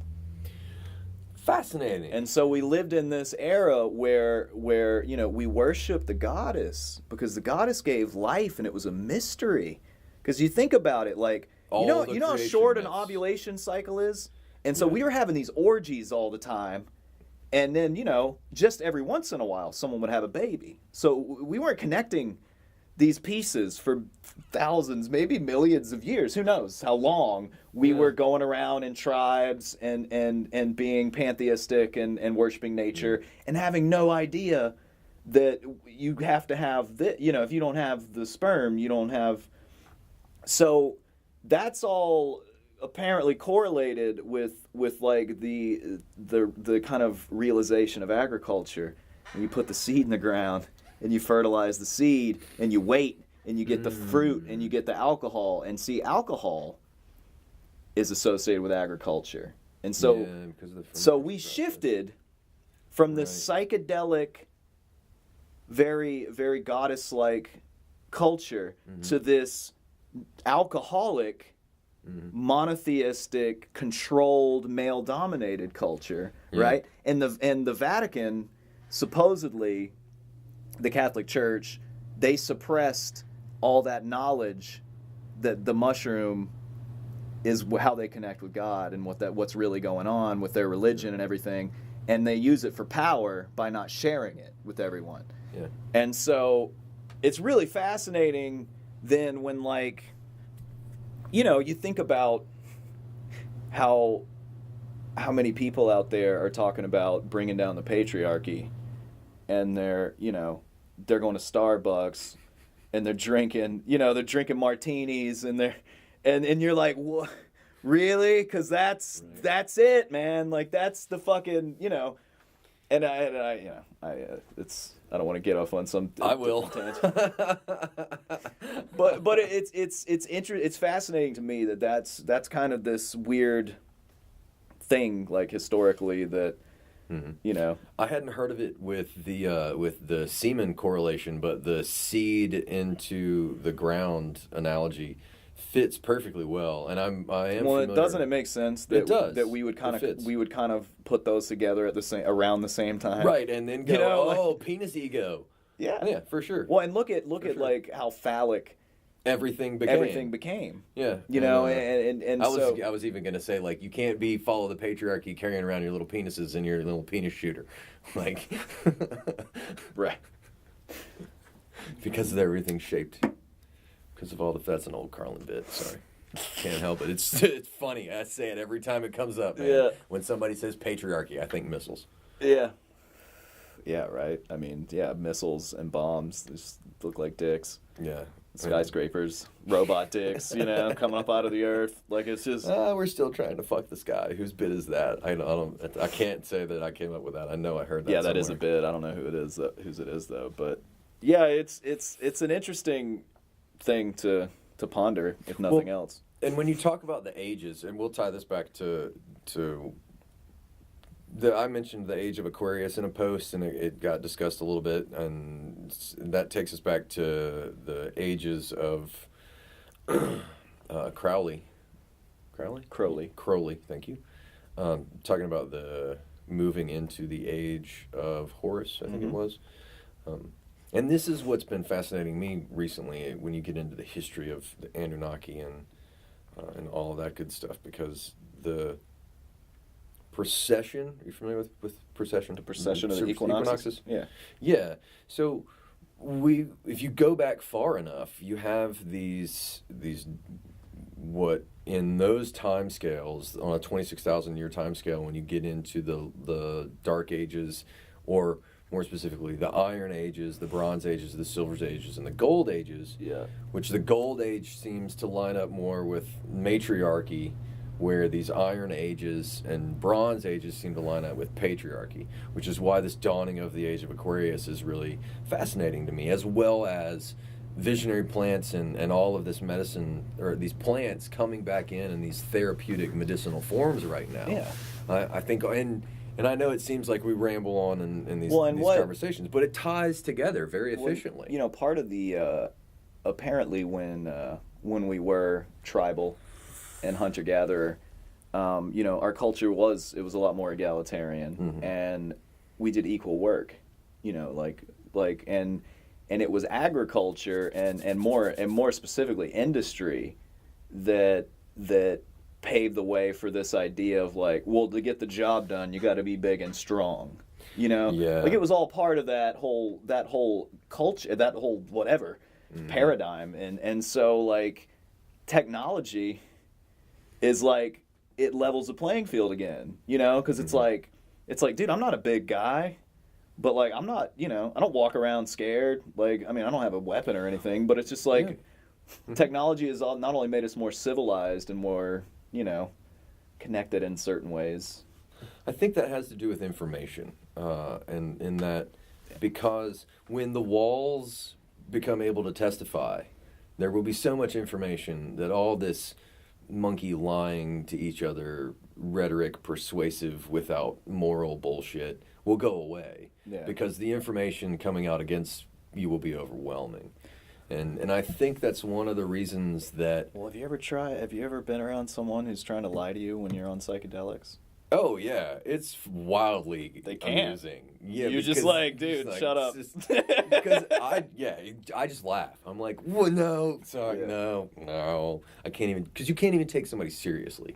That's how, and that's one of the things that I preached for a really long time when I started studying communication was all of these skills that they want to teach people about how to be persuasive go back to some really old arguments that we're all born with these skills. And that you can practice them, but we can go watch babies manipulate their parents with no formal training on the and our pets. Like anything we can communicate with. They can manipulate. I mean, they know because of eye contact. Because they've evolved to be aware of our gaze. Fucking Tony has a bit about. Does he? Yeah, I don't think I've heard Tony, that one. The bit about his dog, like fucking manipulating him. I haven't been around long enough to I haven't heard that one yet. Tony, if that's not you, apologies. We'll figure it out. We will find out who you are. We'll track you down. But I think that has a lot to do with empathy, and that's one of the things that makes the stark contrast between an alcohol-based culture and a psychedelic or a visionary, a psilocybin-based culture, is that one is an ego prop and one is an ego, fucking sweep the leg. Yeah. Well, what's very interesting is another symbolic kind of vision thing that occurred to me on mushrooms. When it comes to drugs, drugs of the patriarchy, if you will, are drugs of the ego, and they're ego drugs. They're forcing like something onto nature, like in a sense, like look at opiates, man. You take something, you've got or even cocaine. You got a coca plant, and there's all these native cultures where they chew the leaves, and they're fine. They don't end up gacked their version of coffee. Yeah, they don't end up gacked out of their mind. At a strip club at 4 a.m. on a fucking Wednesday, like. But when you distill it into moonshine. Well, and you use diesel fuel and all this other shit, kerosene to get but alcohol is a bastardization of nature. You're taking dead shit that's dying, and you're and you're getting drunk off its death, basically. The decomposition of its. But we see it in nature, and so I think it's that distillation process where it really gets screwed up, because there are species of birds, there's species of other monkeys that ingest fermented berries and other things to get drunk. But when we get to the point where we start distilling it down and refining it and taking it in what should be considered, the heroic dose that you do rarely in very controlled circumstances, we've taken that in alcohol and made it recreational, whereas it may be beneficial. Like most experiments can be beneficial if performed with good intentions, mindfully, I guess, it's to not overuse a shitty word these days. Right. But if done with the right intentions and for the purpose of experimentation to learn something, then I think those extreme doses are valuable. But we've gotten to the point now where people are consuming alcohol at the rate that you and I've already discussed. We would never wander out in public on a psilocybin dose. Here's the difference. Do tell. Alcohol put me in the fucking hospital with pancreatitis when I was 21 years old. There you go. Alcohol has killed friends of mine. Like, you can drink too much one night and you can fucking die sitting on the couch just from the alcohol. Yeah. You can eat your body weight in fucking mushrooms and you will not die. Exactly. You might lose your fucking mind and never find it again. Probably not, but you might. You didn't really need it. But so like that, to me, that's such a and even drugs that people, LSD is one of it still has more stigma than anything else, because the propaganda campaign against LSD was so successve that to this day I meet grown, intelligent human beings who I respect, who have they've got it all wrong. They don't know what LSD is. Never seen any of the studies. Yeah, well, and the thing about it is, like, LSD is a fungus. Did you know What's that? a derivative, right? Or is it like... LSD ergot, which is a fungus that grows on certain types of wheat. Yeah, but then it has to be processed, right? It's an extraction like DMT. I mean, it's an extraction process. I've never made LSD, so I haven't either. I'm having to think this This through. is like New information. Go ahead. But so even on that level, like it's a fun, and you've heard about this new lichen that they found that has it has psilocybin and dimethyltryptamine, and it's this lichen that grows in some fucking jungle somewhere. Just a mushroom? Just no, it's like some kind of fungal. It's some kind of. That's a fungi. We're gonna but it's not like, it's different than a mushroom. I think like a mat, like a fungal. I don't know. You're fucking it up. Should we look it up so we don't? Yeah. Might as well. I got it, man. Yeah. I got it. Might Your as well. phone's so tied up. Let me look it up for you. No, my phone's not doing crap anymore. Like I said, we're just on the audio now. Lichen. Lichen. I did mean that. Fix my mistakes. I think A composite organism that arises from algae or there you go. cyanobacteria living among filaments of multiple fungi in a symbiotic relationship. The combined lichen has properties different from those of its component organisms. Yeah, it's like that shit you see growing on wood and stuff. Okay. Yeah. So it's like a fungus, and look, when you get really close, it looks like little mushrooms. Yeah. Like most fungus does. Yeah. So cool. Like a mat. It kind of covers things. Yeah. Like you would see on, like, covering the bark of something. It doesn't have a stem and a cap. It's just kind of a right. But like you saw on the microscopic level, it is like little stems and caps. Yeah, which is fascinating. Like I'm very curious about mycelium and these fungi cultures these days. Which, look, we were on Facebook for 50 minutes. I'm sorry to totally distract, but there we are, and it went for 50 minutes. 50? Or yeah, 15? 50. Okay. 50 whole minutes. Thank you to whoever shared it. You're not even listening to I'm talking to a podcast. Nobody will hear this until the playback. Sorry. I'm getting dorking out. Paul Jernigan said, hey, that's someone you know. I think we both know Paul. Buddy Sam. Hi. Okay. Hey, everybody. Awesome. The reason I don't mind distracting from what we were talking about is because I want to take a different angle at it. All right.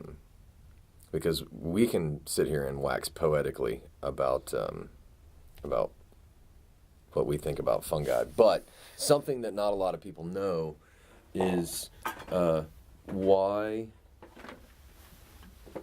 there's so many people that have that I've had conversations with that don't really understand because they haven't had any experiences, and they've never heard experiences from people who have performed experiments and not just gone out to party, but done this in a way that is meaningful and has, with the intent of learning something about ourselves. And so that's something that I have valued and have taken away from psychedelics. And it's something that I know you have a couple of stories that I think would be very beneficial. One, because I'm greedy and I want to hear them. And two, for all the people that don't know that LSD was part of some major academic breakthroughs in some controlled research circumstances, and that mushrooms have been a means of healthy living for cultures around the world for a very, very long time. And it's not just a matter of once upon a time that fungi were good, but I've experimented with stuff because I see all around the world the use of these plants to be healthy, and be healthy in ways that I struggle with.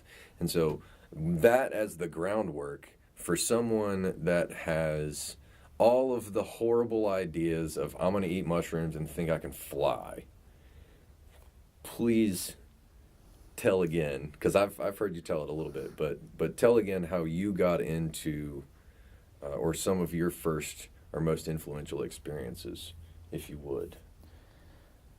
In relation, on the journey. or like a response to people who are going to eat mushrooms and think they can fly. I guess to reframe the question, can you tell us about your experience from not to persuade somebody that they're not going to be that they're going to be horrified, but okay, so look at it another way to frame the question. Sorry, I'm talking around myself here. Have you ever had one of those horrible moments that people are afraid of? Oh, fuck yeah. Yeah? Yeah. So let's start there. Dodge the Hobbit thinking it was rare? I mean... No, you said you usually stay home. Yeah, like No, I mean... Like I said, when I was younger and I was stupid, and, you know, I was like... I kind of was just kind of getting into psychedelics via Hunter Thompson, who had a very unscientific, unritualized approach to it. Well, right. That's not necessarily correct, but his a version very of a ritual. A very chaotic, you know, shotgun kind of buckshot style approach to drugs and going out into the world. And I think in some ways, if you can handle that, there are some benefits. Mm-hmm. You know, I was very, wrapped up in cultural bullshit at that age, and what are you wearing? How do you look? What do people of the opposite sex think of you? You know how all this shit like, and I remember after I got pancreatitis, you know, I started I would just eat mushrooms and go out with my friends who were drinking, and I would just not drink. And I remember being at like a fucking dance club, you know, like a nightclub. And it all became so clear to me. I felt like I was watching Planet Earth, and David Attenborough was narrating the mating ritual of the fucking, you know, the ape. The hairless monkey. Yeah, the hairless ape is. And here's what the, you know, and they cut, you know, and they go through all, and they got their fucking feathers basically, and you know they're dance, they're all the, and it just became so fucking hilarious to me how just juvenile and simplistic of like, what a fucking waste of time. Like, what am I doing? Like, why the fuck am I here? Like, right. So I can fuck. And then that became the funny part, was like, we're doing this like very complex but same kind of ritual that animals do to mate, but we don't want to have kids. Like, we just want to fuck each other out at the nightclub. Right. And in the worst case scenario, other than a disease, is an unwanted pregnancy from, you know, those experiences. And so it's even more like just insanely comical that I'm like, we're out here and we're doing these mating rituals, but we don't want to have kids with each other. You know, like we really don't want to have kids with anyone you fuck from a nightclub. Right. But you're doing this thing, and it was just so funny, and it never affected me the same again. It never had a draw on me. I went to a strip club on acid once because a friend was babysitting me and another guy on acid, and he just took us to Babes, and I was so fucked up, I didn't really realize where we were and what place we were going in. You know, like, we had been at some like electronic show, and so I was just fucking like, you know, like fucking kind of like old school rave kind of shit. Yeah. And we're in a fucking strip club. And, you know, I grew up religious, like I said. So, like, when I was, like, man, from, like, the age of 16 till, I guess, 21, when I went in a strip club on acid, there was something, like, appealing and, kind of like, oh, man, you're not supposed to be doing this. Like, this is naughty. Like, this is, you know, this is what this is fun, you know. And going in there on acid just once, and I was like, this is the most hilarious con game in the world. Like, this is fucking brilliant. Who thought of this? Like, who is the genius who thought of this money-making scheme? Like, get these guys in here liquored up late at night and put tits in their face and go, hey man, you can touch those tits. You just empty your wallet. It's brilliant. It's fucked up, and like I don't condone it, or like I mean, I'm not trying to shut down strip clubs either. You do whatever the fuck you want. It's the oldest profession in the world. Well, prostitution definitely. Yeah, that was definitely. Well, and that's the other. That's what the other thing is so funny that I found so funny about the strip club is that I was like, okay, the strip club is a derivative of the brothel, which was a bar scene. You go in, there's girls that work there. And, if you pick one you like, you pay some, you go up to a room. We took away the fun part where you get to fuck. And instead, we just drain dudes' wallets so that some girl will, like, shake their ass. It's hilarious. It's almost like the nightclub thing all over again where, like, you don't want the baby. Like, you're doing... doing this ritual, but you're not doing the actual thing that it's literally all about. And so like it's amazing how many things psychedelics deprogrammed me, like or reprogrammed me in a sense, and like fucking just culture in general, dude. I can't watch if I have to sit through commercials, I will not watch it. I don't care what it is. I don't care how good I just won't. I can't. My brain worries me like that now because I am finding it harder and harder to be focused. If I'm sitting around doing research or writing on something, to stay on task gets tricky. If I've got to wait on something, if I can't keep all of that, if I don't have all that to juggle, just because it's amusing to me to process information really quickly and talk to myself really quickly. Then I get bored and try and find something else to distract me, and it's becoming more and more of a detriment to trying to get things done. It's a pain in the ass, and as much as I love having a computer on my hip, you want to talk about the bad version of dopamine and oxytocin. Dude, they got cell phones and screens, man. They got programs for writing, where like. It's a program on your an app on your computer, and it goes into the old school black screen, green letters, and you can't do anything else. The internet doesn't work. You can't open programs. You can't look at the time. You can't look at the date. Nothing. It's literally just words. It's just words, and like and then like to get out of it is like a multiple step process. So you can't just be like, fuck this. I want to. Right. Yeah, and then like dude, when I'm doing music, man, I just put my phone on that desk and turn the Wi-Fi off. Yeah. And that's one of the things I love about it. It's just like fuck all that nonsense, dude. Like.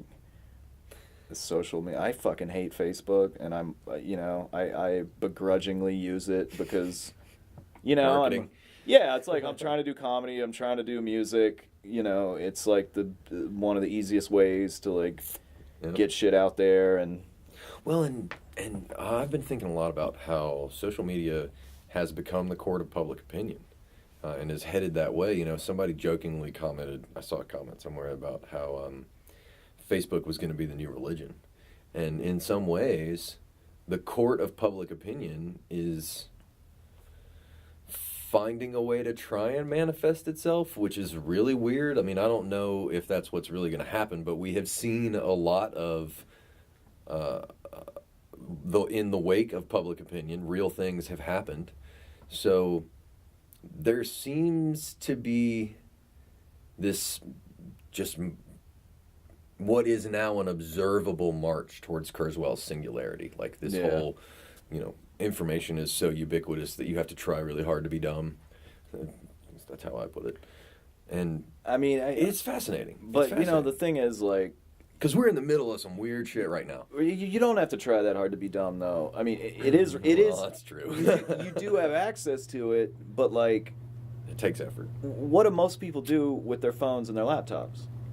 Fucking Facebook and Twitter and Instagram and check emails and look at porn and like I don't know, like it gets to this point where like I'm like, man, if I'm not like utilizing this in some type of like, you know, like a tool, because I feel like it's a very useful tool.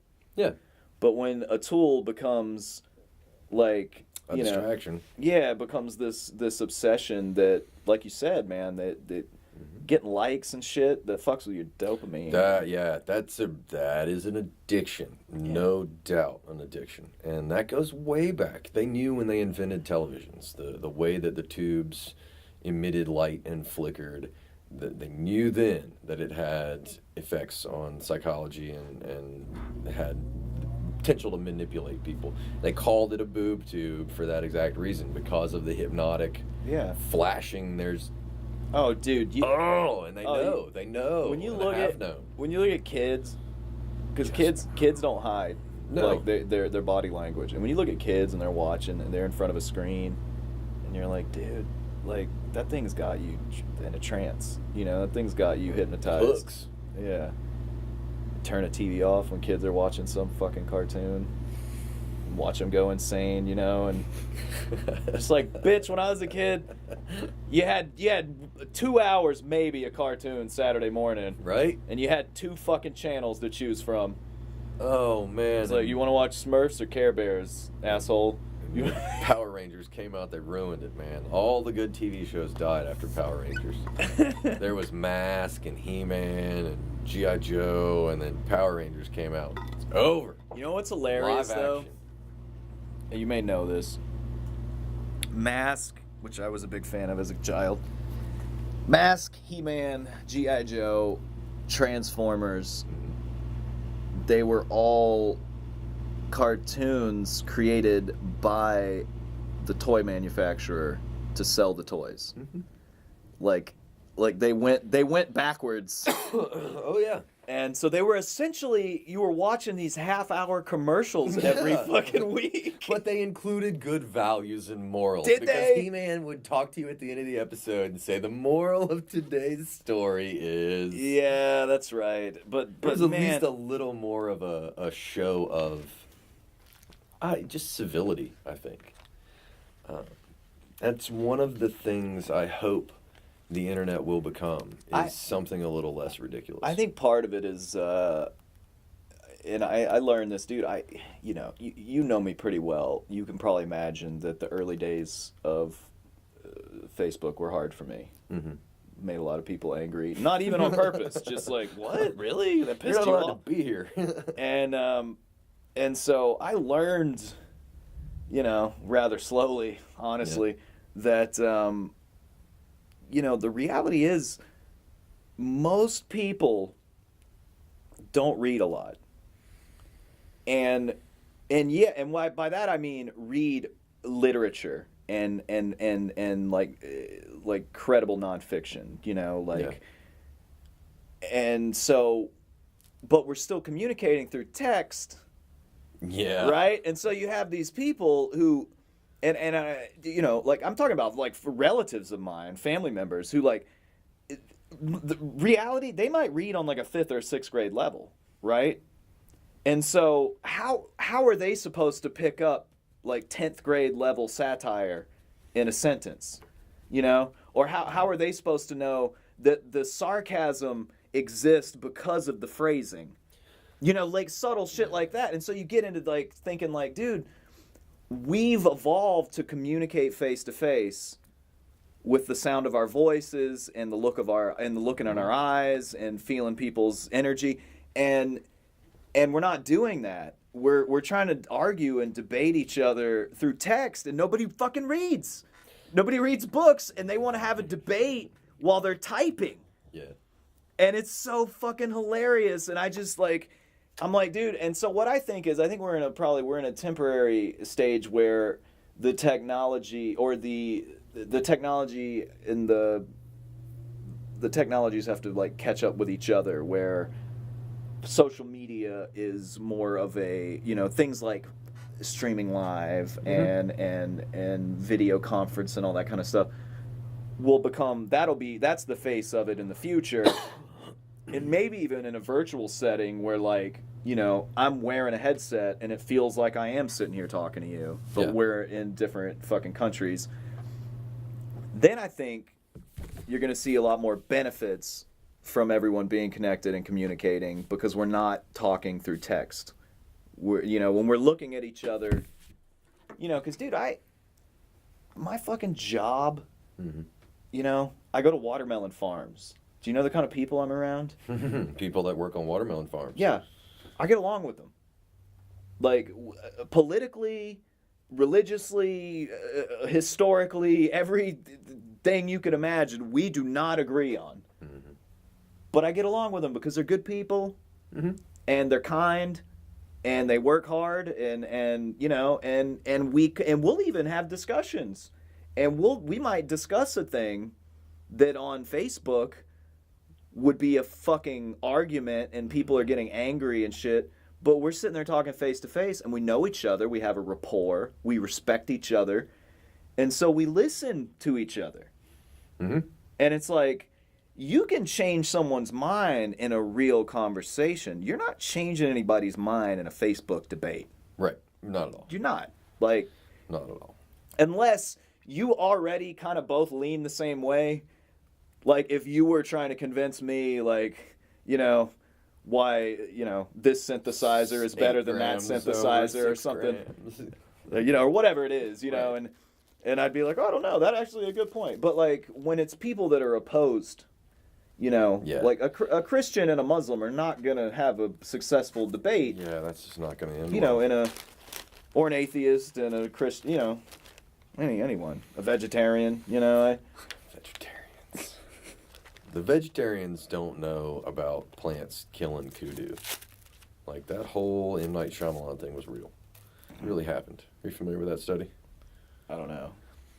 Probably not, I guess. It really happened. There was a drought somewhere in Africa, and they had these kudu, which are just big gazelles, big deer, that were in these pens on these farms and hunting. I don't have no idea what kind of farms they were, but anyway, they're pinned in, and they were worried about the kudu surviving these droughts. The kudu survived the droughts, but in random pens, the kudu start dropping dead. Perfectly healthy, no signs or symptoms. They call in, they do necropsies and autopsies and the whole 9 yards, and they do all the research they can, and they start piecing together that the only place where kudu are falling dead is in pens where the population is over a certain mass, over a certain volume. Critical mass, right. Over a certain volume. And so then they start looking at all of the things that they're exposed to, and they start looking at the what just so happened to be acacia plants.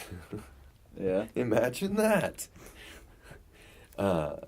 And they notice that the deer have extremely high levels of gas that are part of the natural fermentation process, but the gas proportions are imbalanced because of an increase of extremely high rates of tannin in their stomachs. And so they go looking for the source of this tannin, and they find it in the acacia plants.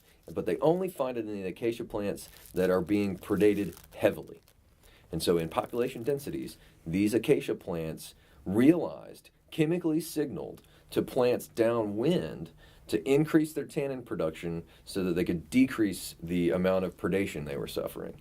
They committed homicide against another species. Or, they were surviving. Which is amazing. Yeah. The processes at work are phenomenal. There's other things. There's more recent studies where they found, like, there's plants that they can hear. Oh yeah, they dance. The ones that can hear they can hear, like, an invasive caterpillar munching on leaves, and they send a signal to other plants downwind, and they change so they taste different. And they taste like sour or whatever to the and the fucking And some plants will change their genes. They will change their genetic structure to attract the predators of their predators. Yeah. So it's possible if a plant species that's capable of this, which I'm not sure what the limitations are, but there are some, that caterpillar comes, eats plant will change its chemical structure so that it emits a different smell, so that it will attract the bird or whatever that'll eat the caterpillar. Communication on a genetic level. It's unbelievable. It's amazing. It's one of the reasons that I think the fungi is just tuning in the antenna in our stomachs, our intestines. Yeah. To get us there. But it's... What? Oh, I don't know. I just... Sorry, I go down the rabbit hole in my head sometimes, and there's no way to get it back around, so I just leave it alone. I mean, there is a... I don't know, man. I've had some weird... I don't think we ever even got around to that. We were talking about horrifying experiences on psychedelics. Yeah, that was where we started, and we ended up there because I couldn't ask a reasonable question. Because people should be aware. People should be aware. I mean, we're talking a lot, very positively about psychedelics, but you can have a bad time. Yeah, you can mess it up. Sometimes you can French fry when you should have pizza, and you. And that's one of the reasons that you should be aware. Do the research. Education is hugely important. And don't just get online. Find someone to talk to in person that you can fully understand the ins and outs and the ramifications of something like that. Because they don't call them mind-altering substances for nothing. Like, you are changing... Yeah, like a lot of things. A lot of important things. Like shit that... I really don't... Most people can't comprehend that you could even perceive that in a waking state. Perceive what in a waking state? Some of the shit that you'll see on, like, heavier doses of psychedelics. Like, like just the amount of just, changing, not just your visual perspective. I feel like so many people get caught up on seeing shit. Yeah, and that's not even close. And it's like, man, what it does to your fucking mind is really just, man, hold on and beware of where you let it take you, because that's the part of the thing with the tripping, and all the fun when you're tripping and you find all the fun reasons that we named it that, is, you get on these, you get caught up on some thought loop. You ever got stuck in some thought loop when you were tripping and an hour later? Yeah, and you just fucking like keep going in this circle and coming, and you're like, whoa, dude, am I like trapped in like some eternal, like am I at the nexus of the fucking multiverse here, and I'm just like spinning in a circle? There's a Starbucks on both corners. But yeah, that you could think you're dead, or you're dying. That's very common. Which usually means you're really close to something good if you can get there. If you're scared, pay attention. Yeah, because a lot of a lot of people, that's when they run the other way. Like have you ever read? I think it's the last interview John Lennon did for Rolling Stone. No, if I did, I can't recall. Totally changed the way I see him. Yeah, how's that? In a negative way. Uh-oh. Well, he talks about tripping, and he starts talking all this shit about Leary and Alpert and those guys, and he's like, I fucked up and I listened to those guys, and I was determined to destroy my ego, to transcend my ego, and he tells his story. Essentially what happens is he gets close, he freaks out, and all of his friends and family have to come and reassure him and go, no, you're John Lennon, you're a world famous rock star, like you're a hero, you're a legend, you're one of the Beatles, like And like, I'm like, dude, you didn't make it. You didn't make it, dude. You didn't let go of your ego, dumb shit. You fucking, you did the opposite. You had everyone come back in and blow it back up, you know? Yeah, so close. And so then he's talking from this pompous place about how Leary and Alpert and all these guys were wrong. And I'm like, dude, you didn't even go to college. These guys were the heads of psychology at fucking Harvard, and you know more than they do? Probably not. No, you don't. You're a fucking idiot. You're an idiot who can sing. Like, shut up, you know? Like, yeah. And that's where it gets hairy. And so it was this weird thing where, like, I remember reading that interview and just being like, and he also comes across as such a fucking prick that you're just like, man, you didn't get it, dude. You didn't get it. I think Harrison got it. I don't think you got it. Yeah, and I think that's often the case that, and it's something that I'm working on, working out. I tossed it out on stage, but the thought of death and how everybody's got to deal with it, everybody's got to confront it, and why wouldn't we practice?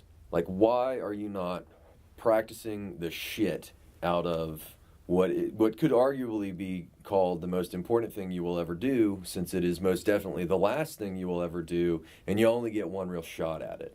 So why wouldn't you want to be very well prepared? And, you know, the Dalai Lama has been said, I think it was Dalai Lama that said, I'm here to learn how to die well.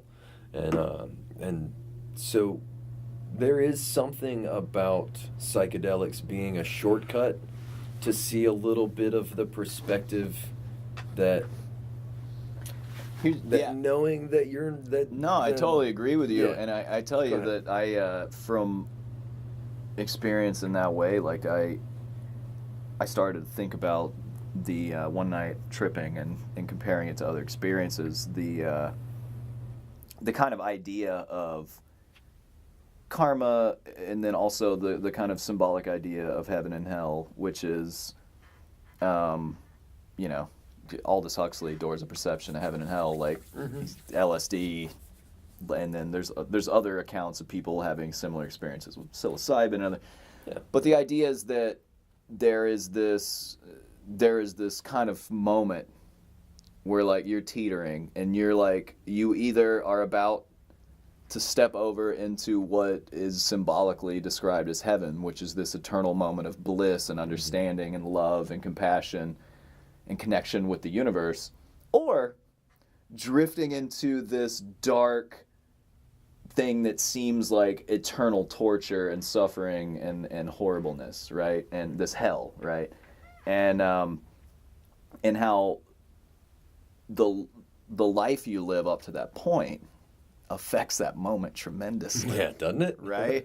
And so, like, if you've been living kind of shittily, and not even like being a bad person, just, you know, watching a lot of reality TV and eating shitty, fucking putting garbage in your body and in your mind, and not doing a lot of exercise for your body, your mind, your spirit, sort of thing,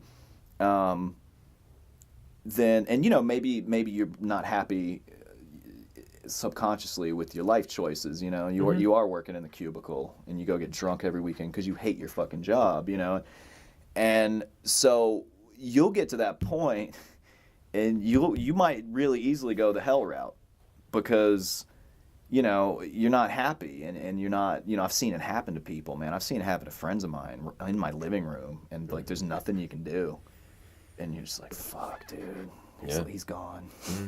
This will wear off in a few hours, but he's gone. It's done. Like, and then on the contrary, I've found, you know, 100% of the time, and with everyone I've ever talked to about it, that the better you're living, and that's, you know, that's subjective. But for me, it's eating clean, you know, getting proper exercise, nourishing my mind with like substance, you know, actual books, actual art, you know, a novel, a film that's like really hard to digest, you know, the stuff that's really, you know, fulfilling and difficult, but music, like like learning a new instrument, like and being as kind and genuinely loving and compassionate as you can be to other people. Mm-hmm.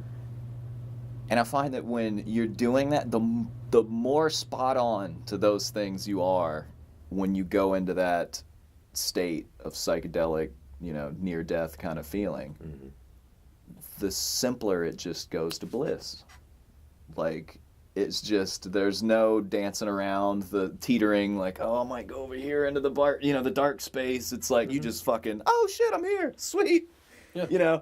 and it makes it, it started making so much sense to me. Like, that's probably where a lot of these ideas come from, that like, dude, if you go through life being a shitty person, mm-hmm. doing shitty things, death is going to suck for you. Yeah. And who knows how long that shit lasts. Once, I don't know, like, fuck, man. Because I tell you what, people talk about, like, really, like scientific rationalist people will be like, well, there's only, this many minutes that anything could possibly be happening because of, like, your brain having blood, or whatever the fucking explanation is. And my answer is always, have you experienced 5 minutes on DMT?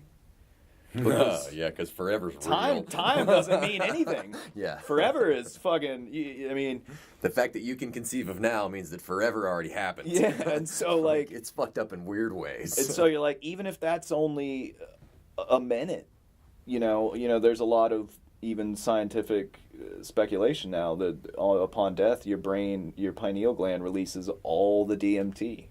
All of it. Massive dose. DMT. That might seem like an eternity, man. Mm-hmm. It might be 30 seconds, and it might seem like a fucking eternity. Yeah.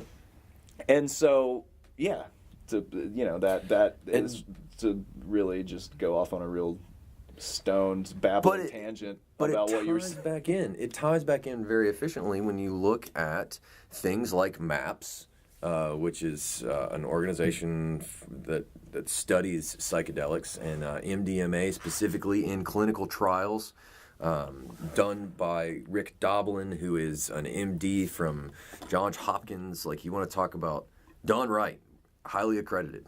These are the people that you look to for solid information, and what they are accomplishing with psilocybin is being able to help people in clinical environments after ingesting MDMA, going through psychotherapy, and helping them with PTSD, that you're aware of. But also in earlier trials, and one of the first that I remember being exposed to from LSD, I think it was these people that have terminal illness as a means I thought that was psilocybin.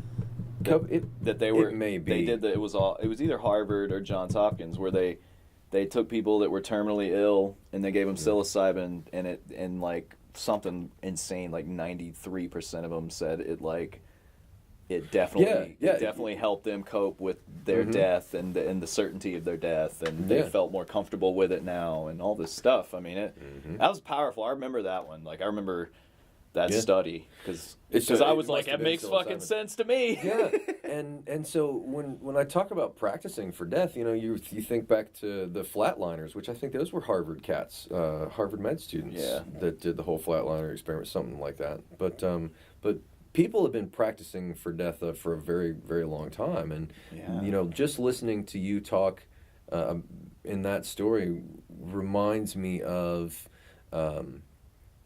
what you bring to the table, which goes back to Osiris and Thoth in Egyptian mythology, which gets us back to Aleister Crowley and how Crowley. Please correct me when I'm wrong, because if you beat me to it, it's more amusing, because usually I catch myself first. So fucking kudos, mad props. But the story of when you die, what happens is they weigh your heart against the feather of truth. And so the whole concept and behind the culture and the ideology is you should live a good life so that you are light of heart, which is exactly the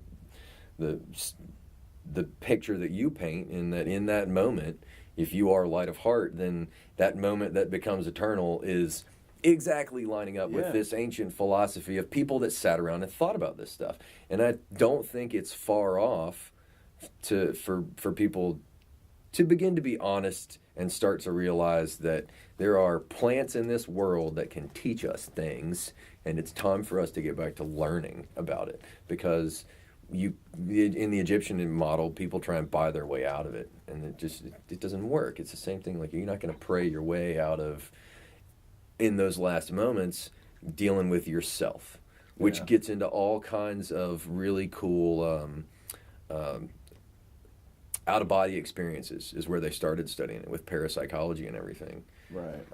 But that's some pretty heavy, trippy stuff. Yeah.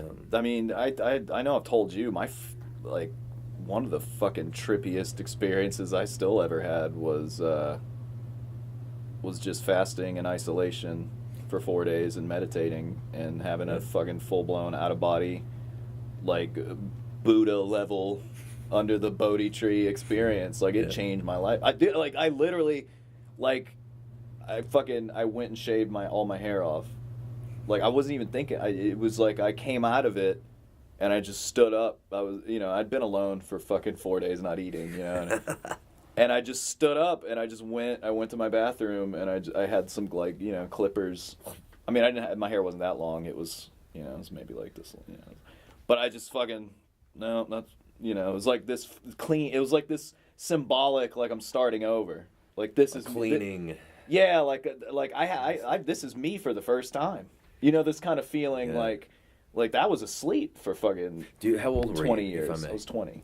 You were 20. The reason I ask is because I'm also fascinated about this the 7 years that it takes to completely regenerate the organism that we are, and how there's some correlations between 7 and 14 and 21. They say at the age of 7 you become yourself. Show me a boy at 6 and I'll show you the man he'll be at 7. Yeah. And so in my mind, there's this coming together of DNA that for those first 7 years, you're just a combination of two other people. Yeah. And it takes 7 years for you to shed all that and become a self. Right, yeah. And then so... Well, it's interesting because it was like less than a month before I turned 21. Cool. So good. I mean, so you've got what could be a very interesting biological timing on top of some metaphysical meditation and self-recognition shit. Yeah. It's huge. Well, and 7 years later, it's funny that you say that. I was 26, getting close to turning 27. I had a huge life-changing experience on psilocybin with my friend Clay that, like, just fucking changed everything. Like, the whole course of my life. I met who's my wife now, two of my best friends now I met as a result of that experience, or 3 actually, and my wife. 4 of like super important people in my life came like from that. It's pivotal. Like, my music, like me starting a band, like the people I met because, like, to start, I mean, all of it, like, it's insane. It's insane, really. And it's interesting. What was really fascinating about it is, I had that when I was 18, I ate mushrooms for the first time. Mm-hmm. Didn't really know anything about them. My best friend had died. I was in North Carolina at college. He was still in Florida, in like Orlando or somewhere, Jacksonville. And, car wreck on the interstate, and he was 19. I was still 18. Mm-hmm. And some of my friends up there who I'd known a couple months, first semester of college, they're like, "Oh, dude, my buddy Mike was like, you should eat mushrooms." Mm-hmm. And so I took mushrooms, mm-hmm. and my friend Mike looked like the devil, right? And which is I found that through years of tripping with other people, it's a very common experience. The person who gives you the psychedelics mm-hmm. appears to you as the devil. It's very mm-hmm. interesting. But what else do you remember about the visualization? Any more detail? You mean as far, like, I mean, he was red. He he didn't have hooves or any weird shit, but he was red and he had horns and he had, it kind of helped. He already had kind of a facial hair that worked for a devil. Yeah. And he had a weird, he had like a fucking mohawk ponytail. He was like a, Oh yeah. Yeah, and so and I'm sitting there and I'm like, I'm kind of freaking out, but I'm kind of not scared either. Like it was this weird and I was like about to freak out, I guess. Like it was coming. Mm-hmm. And my friend Neil, who had died less than 24 hours ago, just shows up next to me. And hey, how you doing? And I was like, holy shit. I was like, what the fuck, man? And, we had both, he had grown up Catholic and I'd, grown up Southern Baptist. And so but we were best friends since 4th grade. And one of the things that really proved to both of us that religion had to be bullshit was when our respective religions told us that our best friend's religion goes to hell. Yeah. And we're like, fuck that. That can't be right. Yeah. Like his peace and love, what? Yeah, his family, they're good people. They're basically the same. They're Christians. What's the difference? I don't understand. Guy. So he shows up and he's got this smile on his face. He knows everything. And he goes and he looks at my buddy who's still just hanging out in the doorway looking like the devil. And he goes, it's not real, right? And I was like, well, yeah. But he's like, no, I mean, all that shit we were worried about. Because, that was the thing we would always end up talking about when we would get on religion and contemplating God and consciousness. We would all, because we were raised in that shit, we'd get back to but what if we're wrong and we go to hell? What if we're wrong and we go to hell? And we were safe, but we fucked it up. We got cocky, and so it was this fear that we kind of both had, that even though we were moving away from all that shit, we still would occasionally be like, "But fuck, man, what if we're wrong?" Yeah. And so he's like, none of that shit's real. He's like, there's no devil, dude. There's no hell. He's like, that's your imagination. That's your friend Mike. Wow. And he's like, look, man, I'm telling you, don't worry about all that shit. Yeah. Go live your life. And so I had that experience. That was pretty huge, right? But I was so caught up in partying and social life and, getting laid and all that nonsense. And that kind of was out of my, I kind of put that shit away, kind of just went to his funeral, dealt with all that and grieved and kind of was like, okay, back to my shallow life of, right. And then it was I guess almost 2 years later when another friend of mine, she died in a car accident. And we were close and talked about a lot of cool shit. She was actually, I knew her through church, but her whole family was they weren't like everyone else at the church. They actually lived like a Jesus person. They just loved everybody. They didn't judge people. They were so cool and just fun and you could swear around them. You could drink a beer. They didn't give a fuck. They just loved you. They just loved everybody. And they're these fucking great people. And so... like fucking Mormons. Yeah. You want to hate them, but they're so nice. Yeah, and so when she died... That's a joke, by the way. Mormons are wonderful people. When she died, I was that was a real fucking, hey, man, what are you doing with your life? Mm-hmm. You're fucking, I was living in Gainesville, just doing dumb shit, partying, doing dumb shit. And I decided to, finding out about that, I decided to do the 4-day fast in isolation. And so I came out of that just a changed person. Yeah. But, of course, that shit didn't last either because no one in my life bought it. They were like, who the fuck are you? Because I was how when you're young, you go way overboard, I was walking around, like fucking dipshit. And you You do that long enough, you end up in a kilt. Yeah, right. Nah. Fucking monk robe, probably. But I've thought about it. But yeah, I want right. to be a Jedi so bad. I know, right? It'd be so comfortable. But so then, you know, I was 20, right, about to be 21, and then I did like, it was basically a whole year. Like, you know, I had a window about 2 weeks after that experience.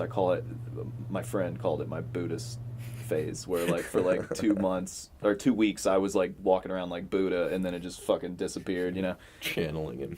And then it was about a year later, you know, I did a whole year of moved in with my buddies, and we were just both single and, you know, partying and you know, doing all the dumb shit, and I had my pancreatitis thing, and I was in the fucking hospital on like, you know, no food, no water for 4 days. Oddly enough. Well, at least you had some practice. And you know, they had me on fucking just, it was very painful. They had me on like tons of morphine. And then, you know, you're not eating or drinking. I wasn't allowed to brush my teeth. You couldn't put anything in. Yeah. And so I was just on a drip and like and then morphine. Oh. And so I've been there. I started hallucinating. Obviously, a couple days in, and like my mom was all freaked out because like she said I was talking to some guy. Not there. Yeah, and but like I remember when I got out of the hospital, I like jotted a little bit down in like my journal, trying to hold on to some. It's very dreamlike, you know. Yeah. But it was like this, I mean, you know, I don't even know. It was just like more like a voice that kind of, you know, was just kind of like, you ready to wake up yet? This is the road. This is how this road goes. You know, like what is this? Yeah. Is this what you want to do? You want to live this shallow life? Yep. Of you know, chasing vain fucking materialism and you know, trying to have the trophy, you know, girlfriend, you know, all this bullshit, all this you know, all this fucking culture bullshit that you've been programmed. And it was like, or do you want to go this way and be an artist like you've always wanted? It's up to you. And you know, it was this really big fucking like, oh shit. And so the guy that was selling me weed at the time, a dear friend to this day, he felt so bad because, you know, I hadn't even been 21 that long, and now I can't drink at all. And he was like, he was getting mushrooms from a guy who's growing them, and so he started throwing in a bag of mushrooms every time I bought weed. Sweet.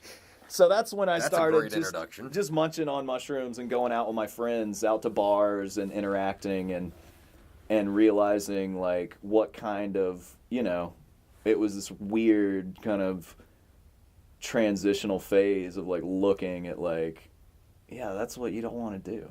Like that's like it's weird. It's like a fucking Twilight Zone. Like it's very alluring, you know. It's this seductive thing where you're like, you know, you can feel powerful and you can feel sexy and you can feel important. And you know, and you can feel all these things on the softest leather, you know, and all this shit, and you're just like, it doesn't mean anything, man. Like, right? Because you know what? Like, when you get down to the real, you know, moment, and whether it takes you fasting or, you know, mushrooms or LSD or almost dying or whatever it is, dude, it doesn't matter if you're on a piece of dirt or if you're in a fucking, you know, 1,000-year-old gold monastery with, you know, it doesn't matter. Like that moment, that bliss, you're like, dude, I'm everywhere. What do you mean? Right. What do you mean we're on the dirt? Yeah. Obviously, you didn't just experience what I did. Yeah. Like, where were you? What? Why is that what you're worried about? If anyone's still listening, man, I really, you know. Oh, the podcast it's still running. The Facebook, I didn't even turn the Facebook Live back on. After an hour, that's all Facebook deserves. Yeah, people probably don't. I mean, it encourages a short attention span.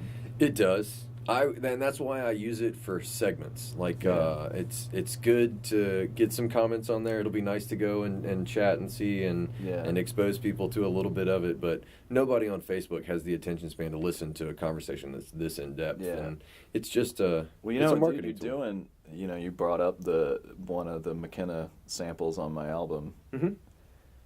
You know, you're doing what he said. That's part of the. Fucking, we're all trying, man. Create your own culture. We're all trying. Yeah.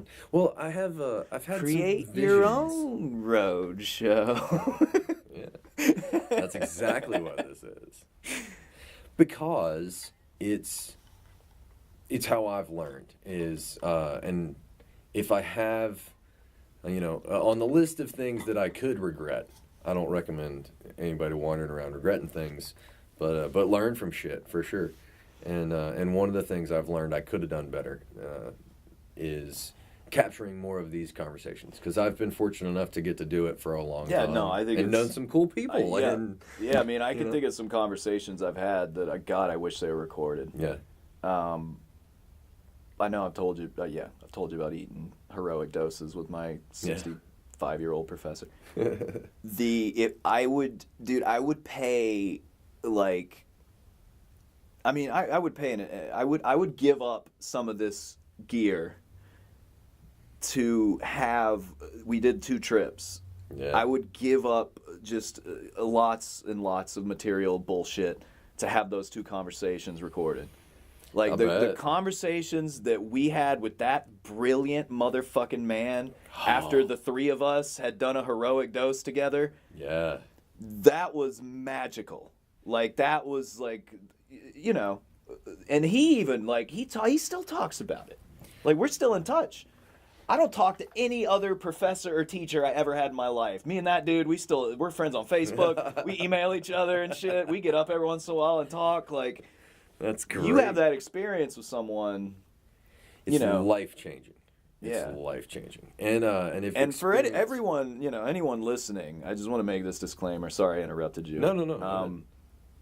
I am a fucking moron.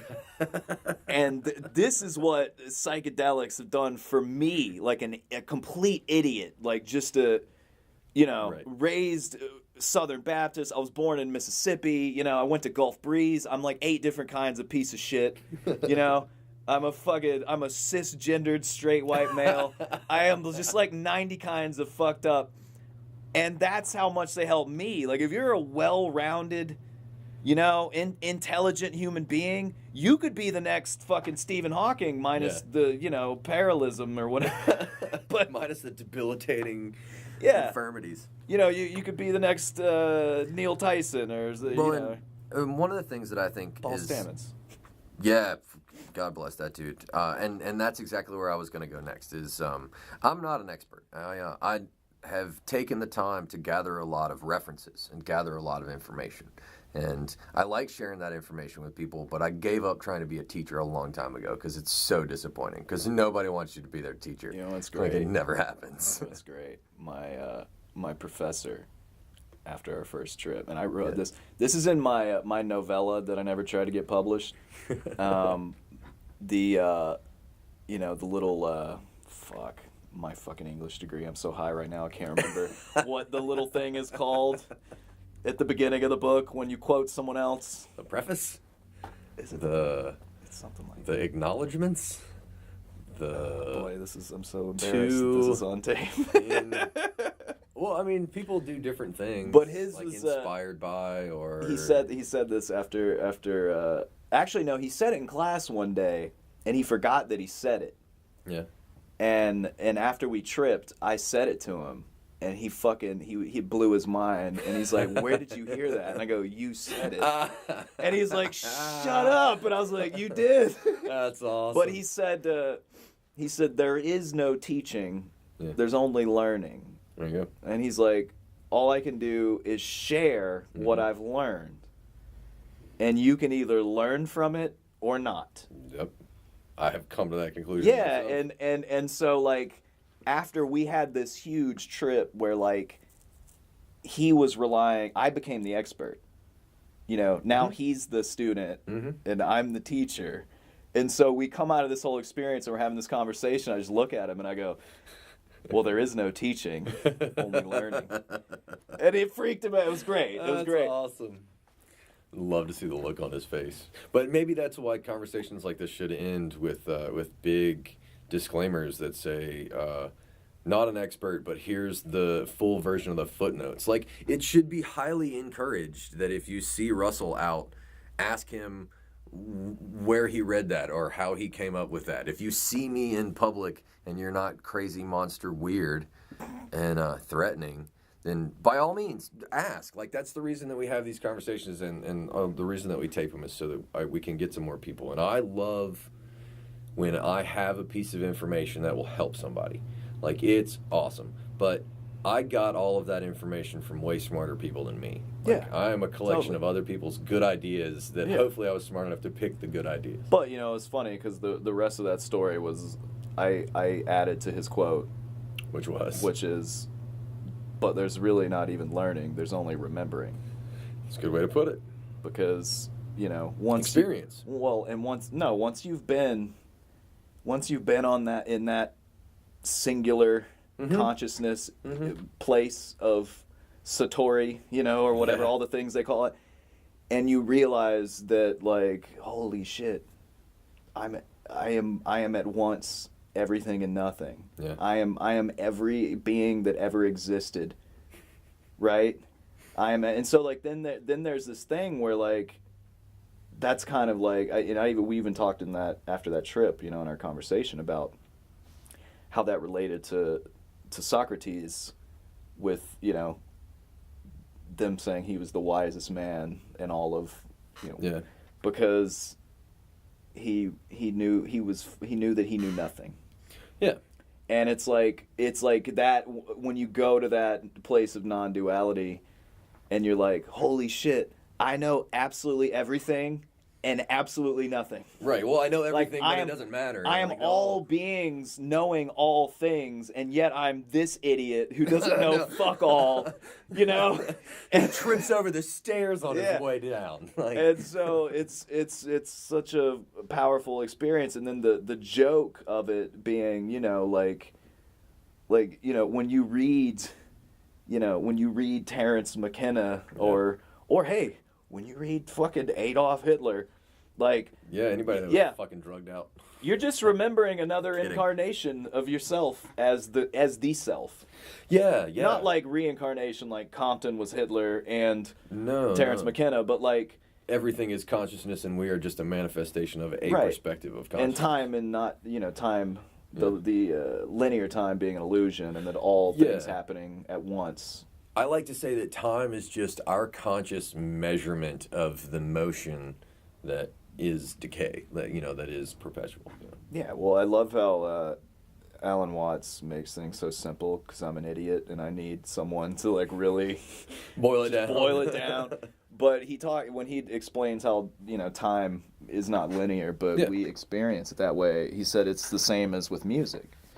He said a song is one thing. It is one complete thing that is all at once, a song. Mm-hmm. But you have to experience it from the beginning to the end, or it just sounds like noise. Right. You know, it just sounds like static. Right. And dissonance. Sorry, no, it's fine. Go ahead. And so, you know, it's this kind of idea of, like, you know, if you want to have the human experience, then one of the drawbacks is you got to ride time linearly, my friend. Like you. Or maybe another way to look at it is that the tapestry becomes the tapestry only in hindsight. In that, if all of it is laid out before me in time on the wall, I can pick piece by piece which moments I choose to recognize and in what order, but it doesn't become the tapestry. It doesn't become the song until its entirety is laid out. And as you experience it, it becomes start to finish. But there are people who are wise enough to remove themselves and can hear a song out of order and still make sense of it. Like somehow that makes sense to somebody. You know, I'm sure there's what's his, I can't remember his name. He's on the spectrum, and he plays piano, and he plays by ear, and he is Rain Man. Like, he is one of these people who... I think I've seen him. He does, like, YouTube live stream where he'll just play anything on the piano. Is that... He may. I haven't seen that. But these people that are true savants in different ways are accessing that. I feel like like we talked about consciousness being this thing that you almost tap into like an antenna or a fucking Wi-Fi signal. Mm-hmm. And I think the internet is such a great visual example for people to understand what us nutty drug heads mean when we talk about that, because it is it's like all of information is just there. Right. And you have this wiring where you can tap into it just like Wi-Fi. But if all you know how to do is tap the blue F and the blue T, then you don't know about all that information you got access to. Right. You know, and it's just like me and my wife will laugh at, like, you know, sometimes our parents or like some other people that are in an older generation, they won't be able to find something on the internet because they just don't know what search terms to use. Right. You know what I mean? And it's like, this tool, it's like the card catalog at the library. If you don't know how the fuck that worked back in the day, you didn't find shit you were looking for. Never. And so it's like, if you don't have the proper setup to use these things, to tap into that consciousness, it's like, then you're connected to it all the time, but you don't know what DNA means. Like, you don't know, and I know that when I have read about Watson and Crick tripping and seeing the double helix and taking notes and later doing experiments and discovering DNA based on that vision. And I think about all the crazy shit I've seen tripping my balls off, and how if I was actually smart and I was actually like a scientist or someone who had this knowledge base, I might be like, holy shit, that's the cure for cancer. Fuck, holy shit. But instead I'm like, man, that looks cool. That's so pretty. That looks cool. I wish I had that on a projector screen and I could play a synth under it. That'd be trippy as shit. Like, I just like, and it's like, man, I think the most important thing that we're going to see happen when we normalize psychedelic use more with all this is like when smart people, like really brilliant fucking people, start having these experiences, we're going to have some breakthroughs, like huge breakthroughs. Yeah. Because when fucking geniuses altered their consciousness that way, I mean, you've seen in Silicon Valley, like they're all addicted to microdosing LSD and then taking like normal, like regular doses like once a month. Yeah, and seeing incredible results. Yeah, incredible results. But I guess we haven't yet, and I really want to talk more about MAPS, and I guess we can kind of leave it here. But MAPS and some of these, one of the things that Paul Stamets talks about is the healing powers that mushrooms, not just psilocybin, have, but the things that we are learning about fungi, that not only is it good for our minds in some weird ways that people are just rediscovering and coming to understand, but one of the videos that I shared, and if anybody's made it this far through this podcast, please go look up Paul Stamets talking about his grandmother who had stage 4 breast cancer and was put on a diet of nootropics and angel's wing mushrooms, I think are the name of them. Don't quote me on that. The lion's mane was one of the ones he talked about a lot too. I get them mixed up.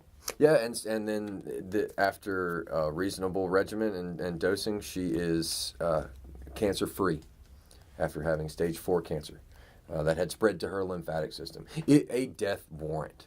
Yeah. And so there are things that we are learning that everybody needs to take a big whoa up and put some prejudices aside. And even while listening to us talk about our good times, understand that there are people in desperate need of solutions that mushrooms are solutions for, and those things need to be taken seriously. And so, as much fun as it is to joke about this stuff, and as much fun as it is to experiment and learn more about ourselves, which as adults we should all have the right to do, go learn from smarter people than us.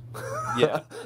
Let this be a fucking gateway into like going and listening to some actual intelligent people who know what the fuck they're talking about. Yeah. And some of your favorite names: Graham Hancock, Stamett,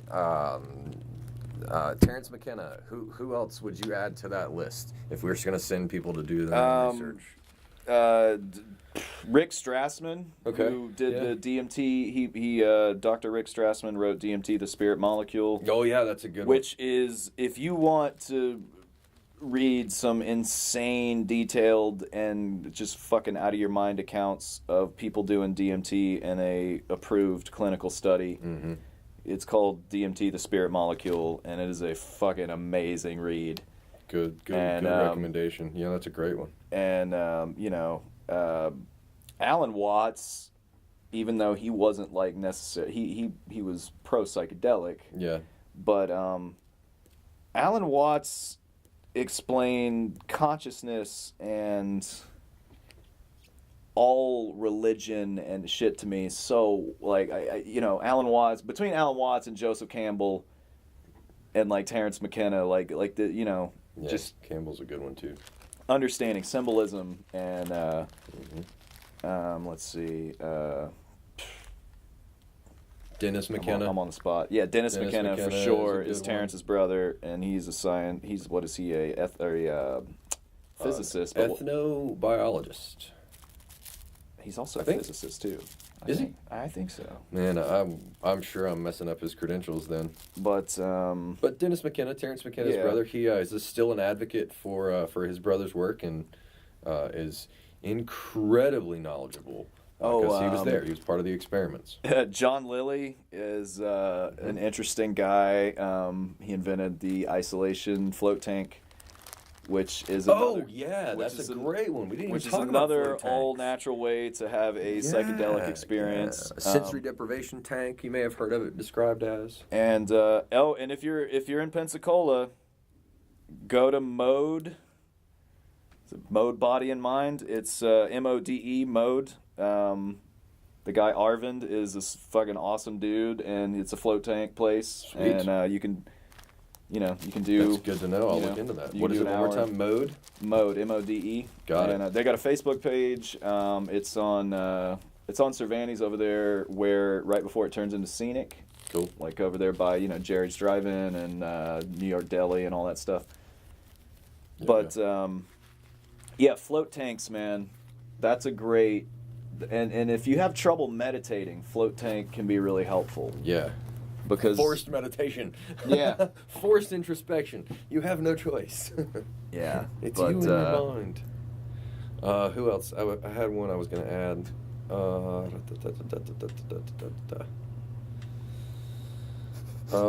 Sam Harris. Yeah. Sam Harris Devils talks a little bit, and then what do you think of Jordan Peterson? Grant Hancock. I go back and forth. I forget exactly what he stands for. I know I've disagreed with a few things that have come out of his mouth, but I can't remember what they are. I really go back and forth with him. So, like, sometimes he's making a lot of sense, and then others I'm like, dude, fucking relax. Yeah, like, yeah. I think that's an practice a little more of what you preach. Yeah, go eat some mushrooms. Go eat some mushrooms, Jordan Peterson. Hey, Jordan Peterson, if you fucking somehow listen to this, or someone that knows you, come to Pensacola and do some comedy with us. Practice what you preach and eat some mushrooms, and get over this whole commie scare nonsense, man. Leave that to Noam Chomsky. All right. If anybody's going to be an intellectual that's terrifying, let it be Noam Chomsky. He's better at it. Bukowski. Read Bukowski. It'll all be okay. I guess the last of the plugs.